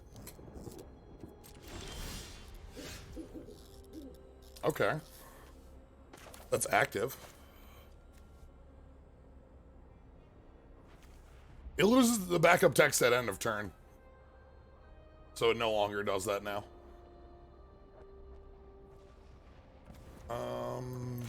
Backup. Okay.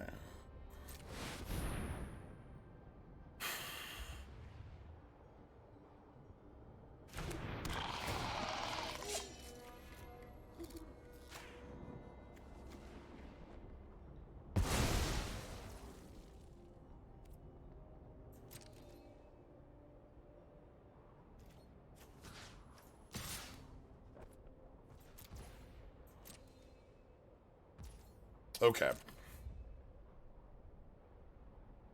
So good news.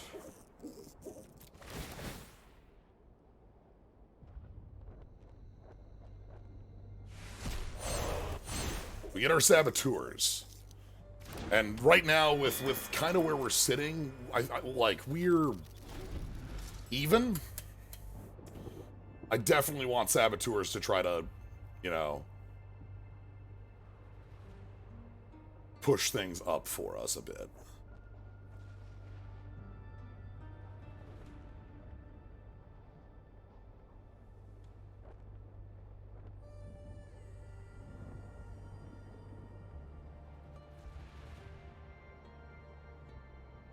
So they have, again, they have... Wow. Oh, they need the mana. Okay. Okay. What's the 7 drop? Huh. That one's good. Sure. What's the back of Invasion of Moag? That fixed for them, too. Interesting.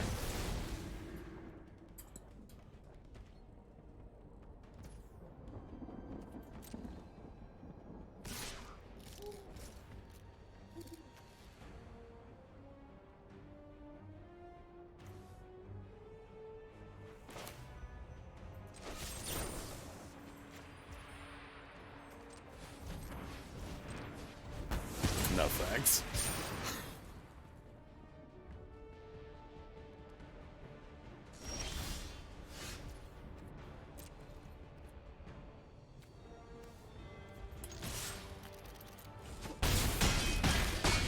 All right.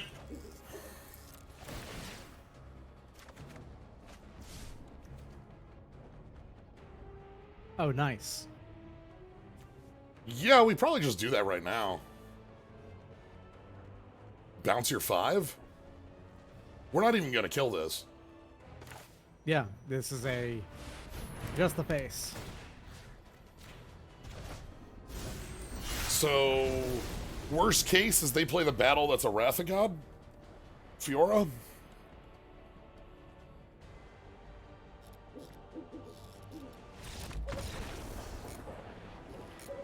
I didn't have an answer if they did. We lost on the spot, but you know.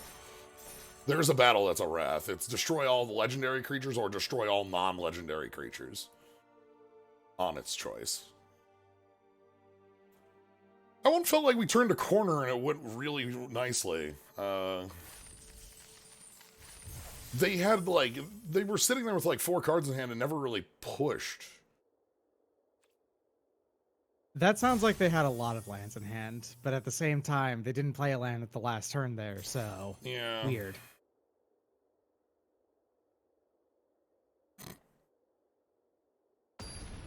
Oh, that card's Andor? Ha. I just assumed it was Or. That's kind of wild.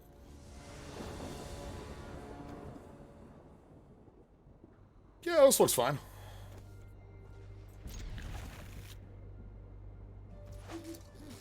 I'm not going to play the Halberd on 1.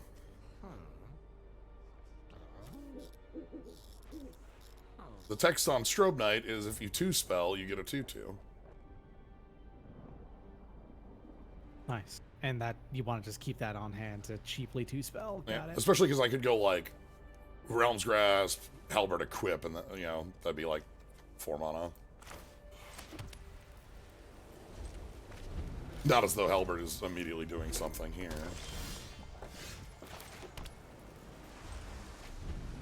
Hopefully we draw a spell that isn't Realmbreaker's Grasp. I'm unlikely to want to play that on...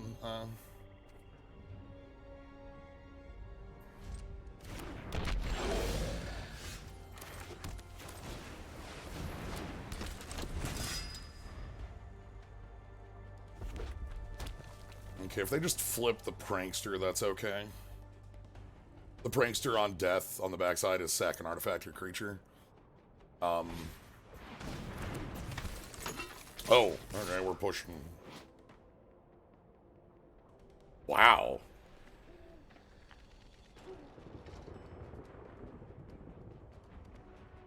Alright.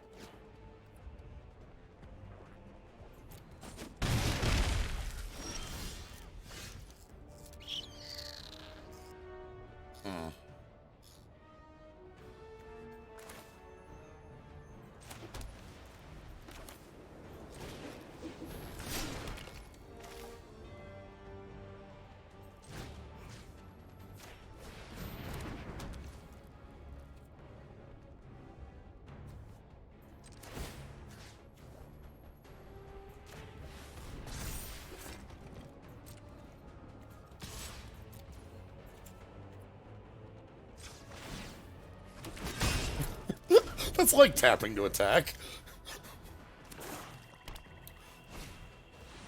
Ooh, Kite Sail.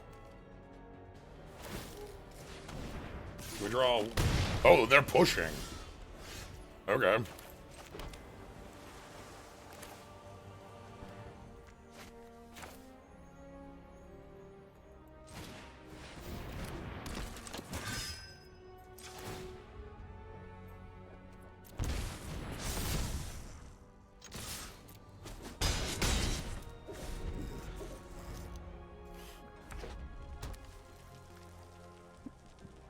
I feel pretty confident that we are the ones in the advantaged seat here.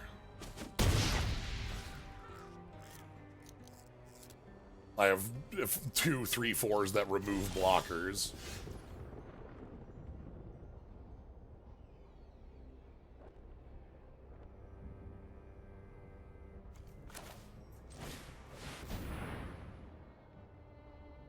They have something here. What do they have?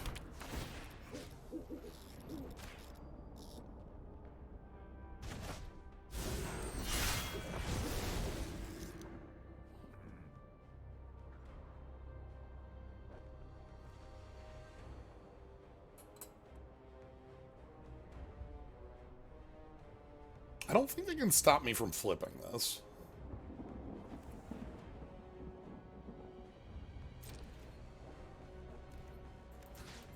We're going to take the action. I know this is 2/3 of their life total.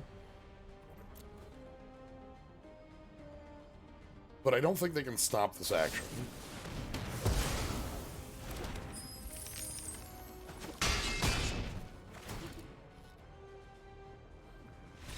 Okay.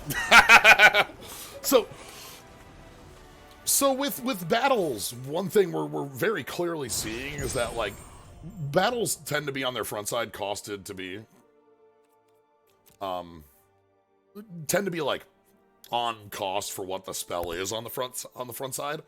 But like battles that are removal tend to be a little more expensive than that. Like usually are a little more expensive than what you'd expect for a removal spell. This one obviously 4 mana for a single bounce that's on summon. But like in play, those are really goddamn strong because like you can just go remove your blocker, team in, immediate flip. Like, so you get like forward progress, and then like, you know, advance my board, make your board worse, and bam. So, as long as you have it feels like it is definitely important to not lose the board or you're just dead. Like, battles can snowball so quickly. That kind of goes without saying in a lot of senses, but like, kind of awkward. It was, in its own way, a long-winded way to play a mana war, sort of. Yes, that was me playing a 3/3 flying mana war for 4 and skip the combat, right? Yeah. But that's a good card, the thing that we just described, so... Yes. Well, I all of a sudden have a really good aggressive line here, where if they play a 3, I sleep it and then push 4. Okay. This is a battle that is a board building card. So Invasion of Belenon here makes a 2/2 knight, and then his Anthem on the backside. This is the one that you would have liked to have, for sure. Yeah, Knight Liker plus an Anthem. Yeah. Anyway, we get to easily push it forward here with...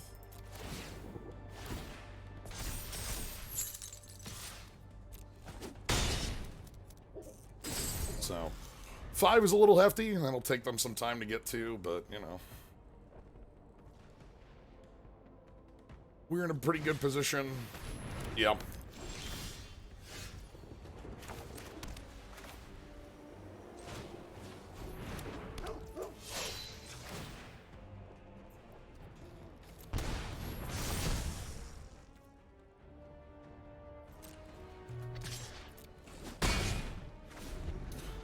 I can Gyruda next turn if we draw a land. 3rd color. Uh-oh. Ooh. Oh. Abzan. Oh, Battle Liker. Battle Liker detected.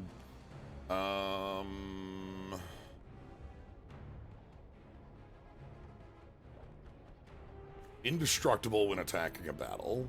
Or, if it has attacked a battle, not while it's attacking a battle.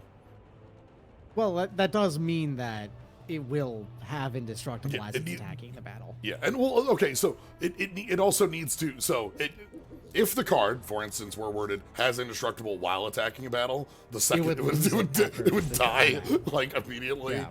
So you kind of don't want that. Yeah, but the way that it works is that it has indestructible for the rest of the turn, so long as it is attacked to battle, which happens upon declaration of, I'm going to attack that battle with my war historian. So that's the idea. I'm gonna play this Order of the Mirror, and then I'm just going to pass. Leave up cut short. Leave up cut short. Leave up assimilate essence.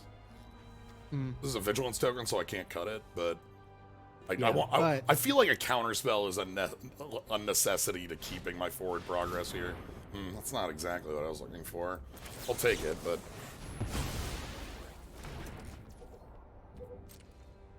it's still keeping them off creatures on board, so yeah.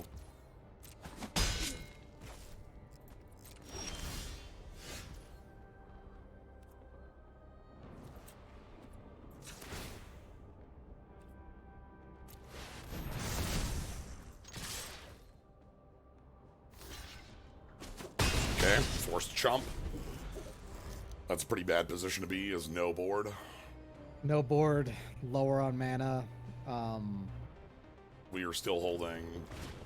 You're still holding 5 cards, but oh, you this have is neat. a spell. Okay. So this makes You the can land... only... You can activate the incubate as at instant speed, so they do have a... Yep. Flash, but... So it looks like this is part of their fixing. This is like fixing and ramp for like the... But like, I also just have... Press. Yeah, no, they're dead. They're dead. Like, they're not actually dead, they still have 1 blocker, but they're close to dead. But they have to spend the... Yeah.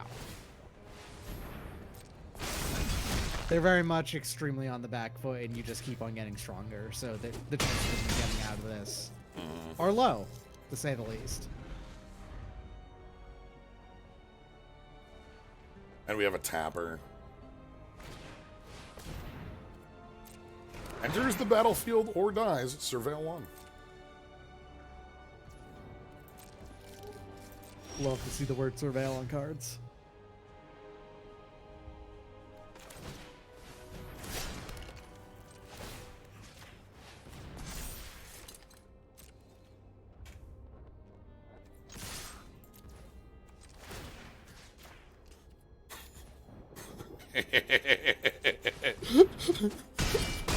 Card that reads. Oh man, that's dope. That's a good move. Completely unnecessary. Mid-combat doing it. But that's an ages-old trick. There was an old fairy in Shadowmoor that had it was a 1/3 flyer that had untap 2. Right. Tap target creature. So you would attack and then untap it to tap up the flying blocker to force through damage.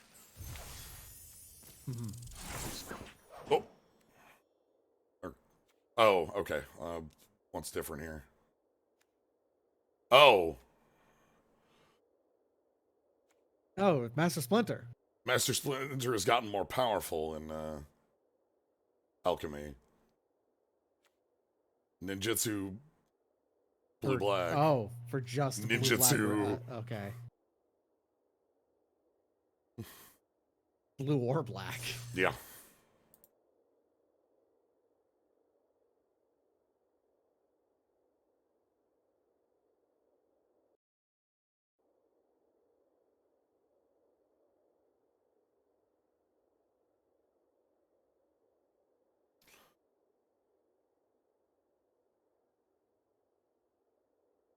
Okay, we are 5-2 with our losses sitting across from Fast Boros, basically.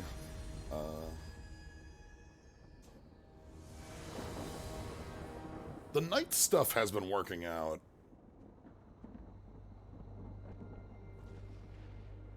This is fine. This looks a little awkward, but Alabaster Host does some work if we need to. And we also get to have our Marshal in our opener, which is one of our best cards. So. Ooh. Okay. Let's see some Simic nonsense.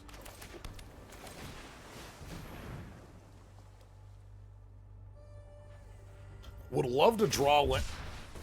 Okay, alright, sure. Yeah, no, that's good. Would love to draw land 3, but we don't have to. Oh, damn. This is like one of the cool, like, commons for a lot of decks, honestly. This is like a bread and butter for the... So, makes a 1/1, so for the Convoke deck, it's bread and butter. For the Knight deck, we have a 2/2 flyer Knight. Like, for anything that battle cares, we have Evasive Creature. Like...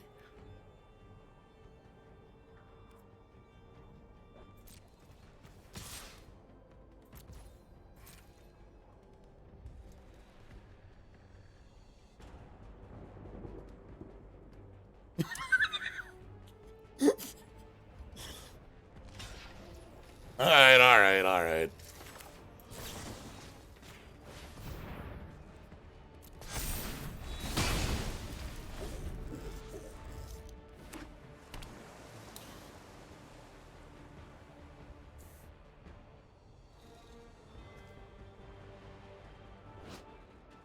Elemental just hanging out in the library. Yeah, even Eternal, but more for different decks. Being a Knight matters is, you know, one of the bigger ones. Okay.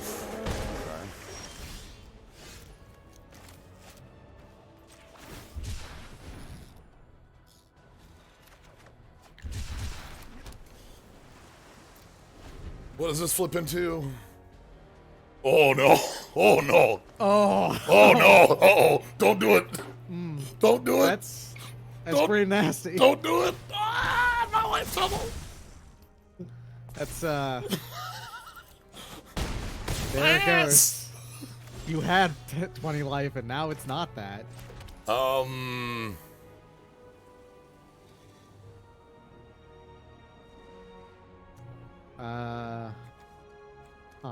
I can tap it, I can Realm Breaker's Grasp it. Might want an Invasion of Kamigawa to try to get this rolling. Yeah, sure. Like, I can get it to 1, which is annoying, but, like, that might help, and then, like... Like, I can just Realm Breakers it, which is fine, but I wanna try and, again, this is me trying to, like, forward progress the board a little more, especially with 10 life left. Yeah, and also, you can just stun it again. You have a Knight on board, right? So... Yeah, we have a... Hell, I have a Tapper. Yeah. Alright. Please attack me for 1. Okay. Yeah, this works well with the incubates because it puts the base to 5/5, so, you know. Yeah. Interacting with base power and toughness is something that I feel like they've been doing more lately, as opposed to less, which is dangerous because that means that they have to interact with layers, like on a regular basis. But all right, so but also it's like it is mechanically good and neat is the thing. So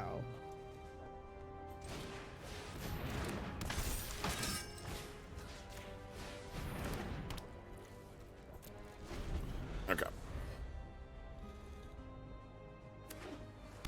So doing some board setup, they can flip the aerialist, that's fine.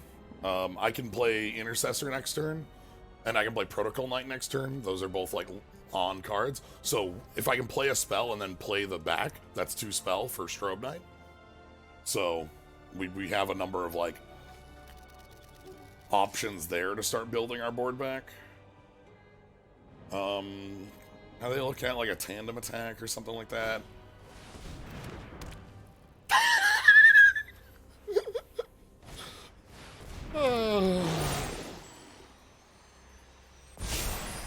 Sure.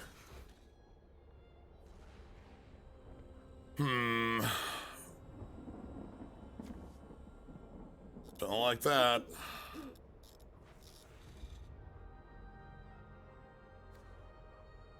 God, it's even a defender. Alright.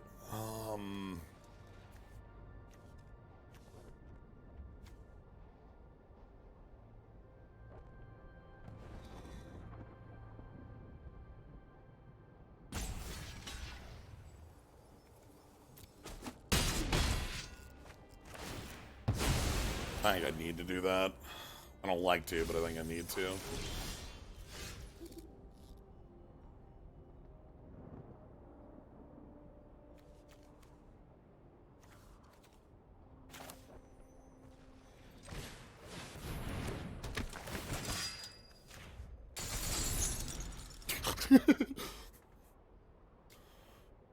So there's a 3/3 that can only be blocked by creatures 3 or higher power. Oh, hell. Okay. That's fine.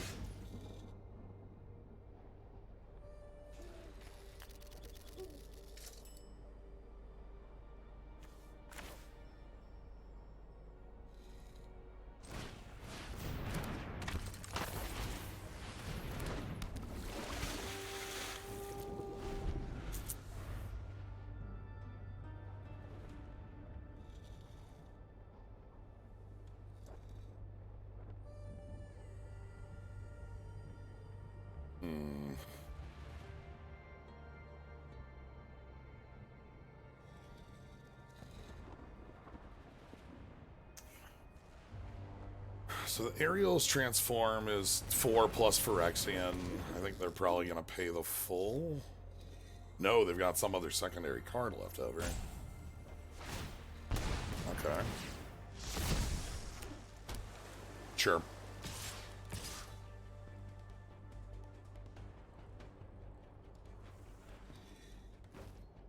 Things seem bad. We're not gone, but it's bad. You alright? If they have a trick here for this, that'd be the worst. There we go.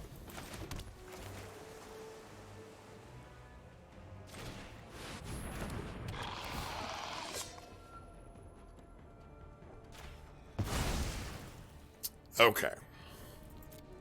Stabilized at 4. Shit. That's, ooh, wow. 3 mana for a 4/5 with reach and can transform later. Also, it can transform into a worm coil on the back. Just, normal things. It is literally worm coil. It's worm coil with reach instead of death touch, but it's worm coil. Yeah. I don't have a good answer to that. And yeah, of course, that is definitely one of the pushed green cards of the set. Triple green is pretty hefty and limited. You can see right here it's barely what they've got. Yeah. I'm not gonna play this. We're just gonna loot.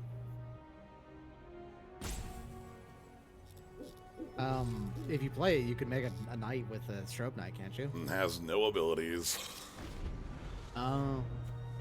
Stasis field. Oh, it's one of those. Okay. Yeah.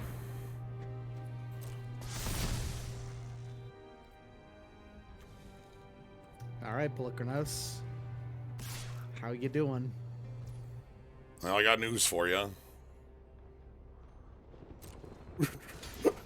Rip Strobe Knight. I love him. You were my Xerax friend. seems like it's really cool, but also they probably can't support the entire plane of it. Yeah. Some of it. All right. But like the theming going on in Xerax is dope.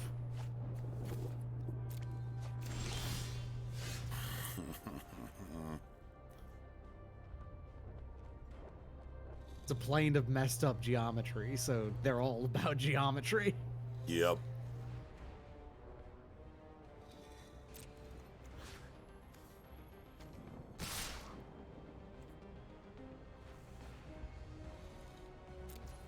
Three attackers, 2 blockers. I think they kill Furtive Analyst here. Yeah. I knew this was coming, but I think this is necessary.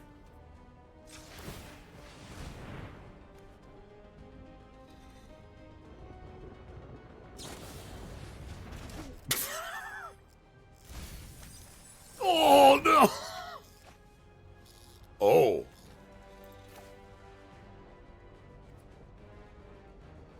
Okay.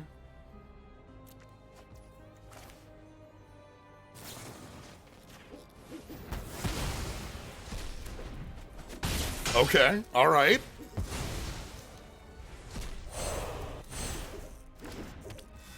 And then, send dunes.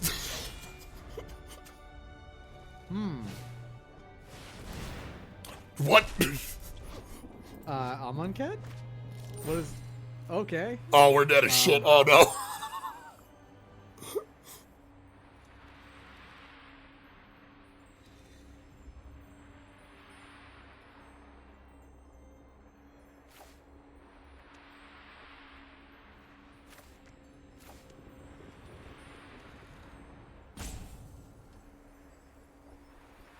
The second from the top or the bottom. All right. That sucks. That was so bad.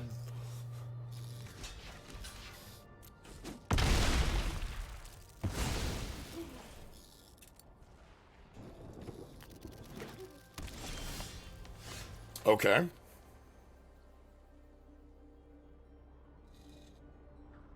So that could turn Polukranos back into the triple green one.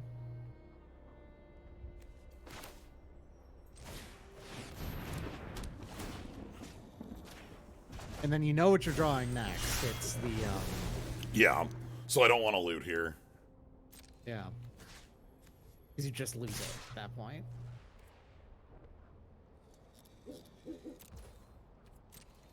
My board has vigilance, so I'm okay with this. Okay.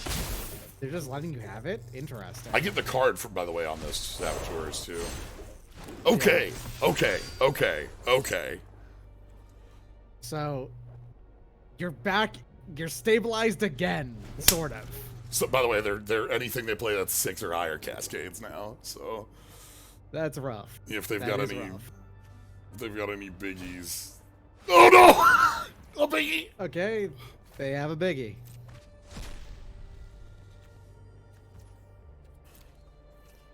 What were the odds? I guess pretty decent at this point in the game. Yeah, with their deck, too. Like, if they pick that, they clearly want to play 6 biggies, right? I don't want to loot here. I don't think there's a card I would want over this. Yeah, and you just get rid of the other thing, so... It would basically be, okay, we might loot away a land. That would be your best case. Yeah. Alright, so...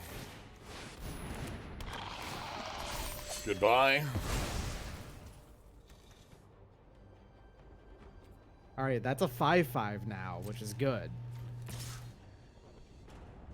Just gonna get in for my card.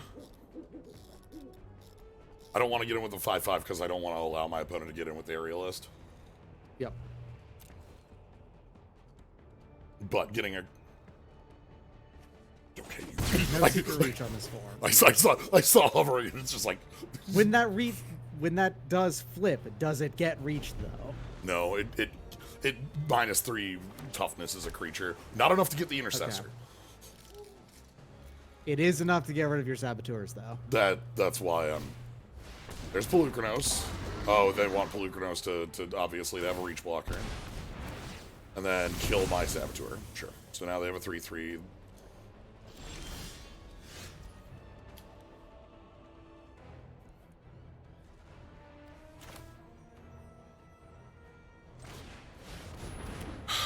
Okay.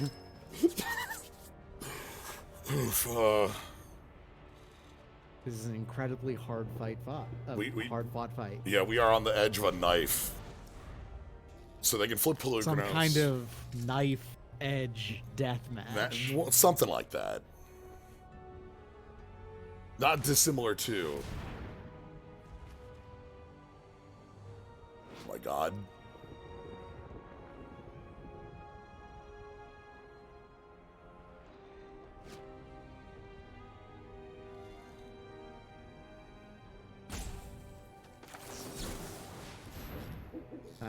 Two 1/1 blue creature tokens with trample. Yup, with trample. Hey, Krakens and Leviathans with trample. That's on theme, you know. Okay, so I get the incubator there.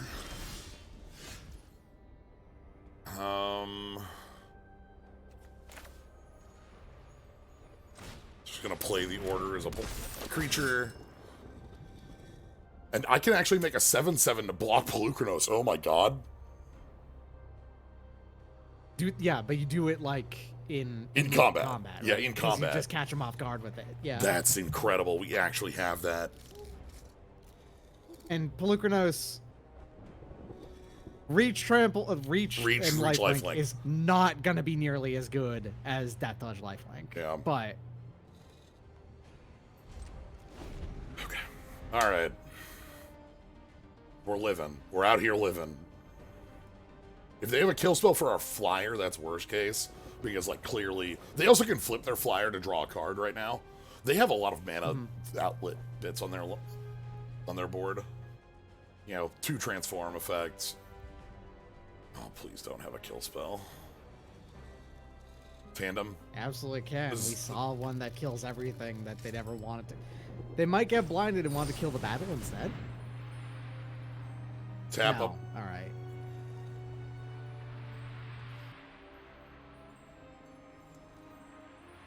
It's not dead. Right, but I'm just confused. It's fine.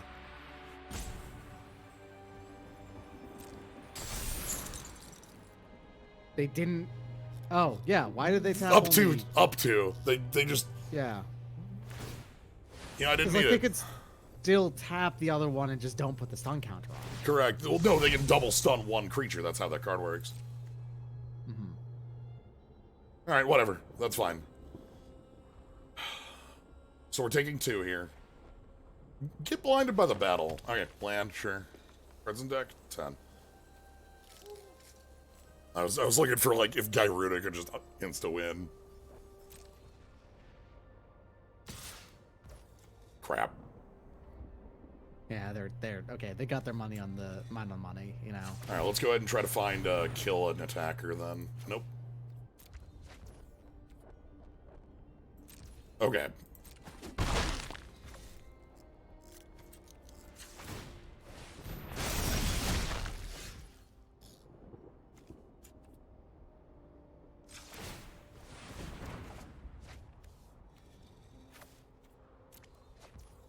That doesn't get there.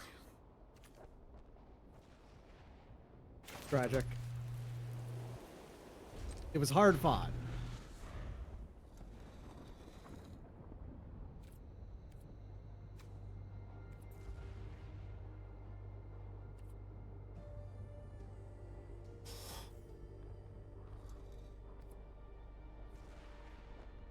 Pause. Pause. Pause. Alright, pass.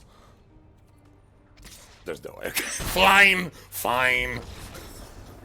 I gotta try. I've got nothing left. Yeah, the fact that we were still around in here, like, we were... Like, the problem was that we weren't able to stop the evasive problems. You know, like, this, with our 4 life left over, just knocked us out when we turned this corner. Which, I can't believe we turned the corner around against this, but we did. Twice. We turned the corner twice. Yeah. Like, yeah, they're at 25, but, like, that felt good.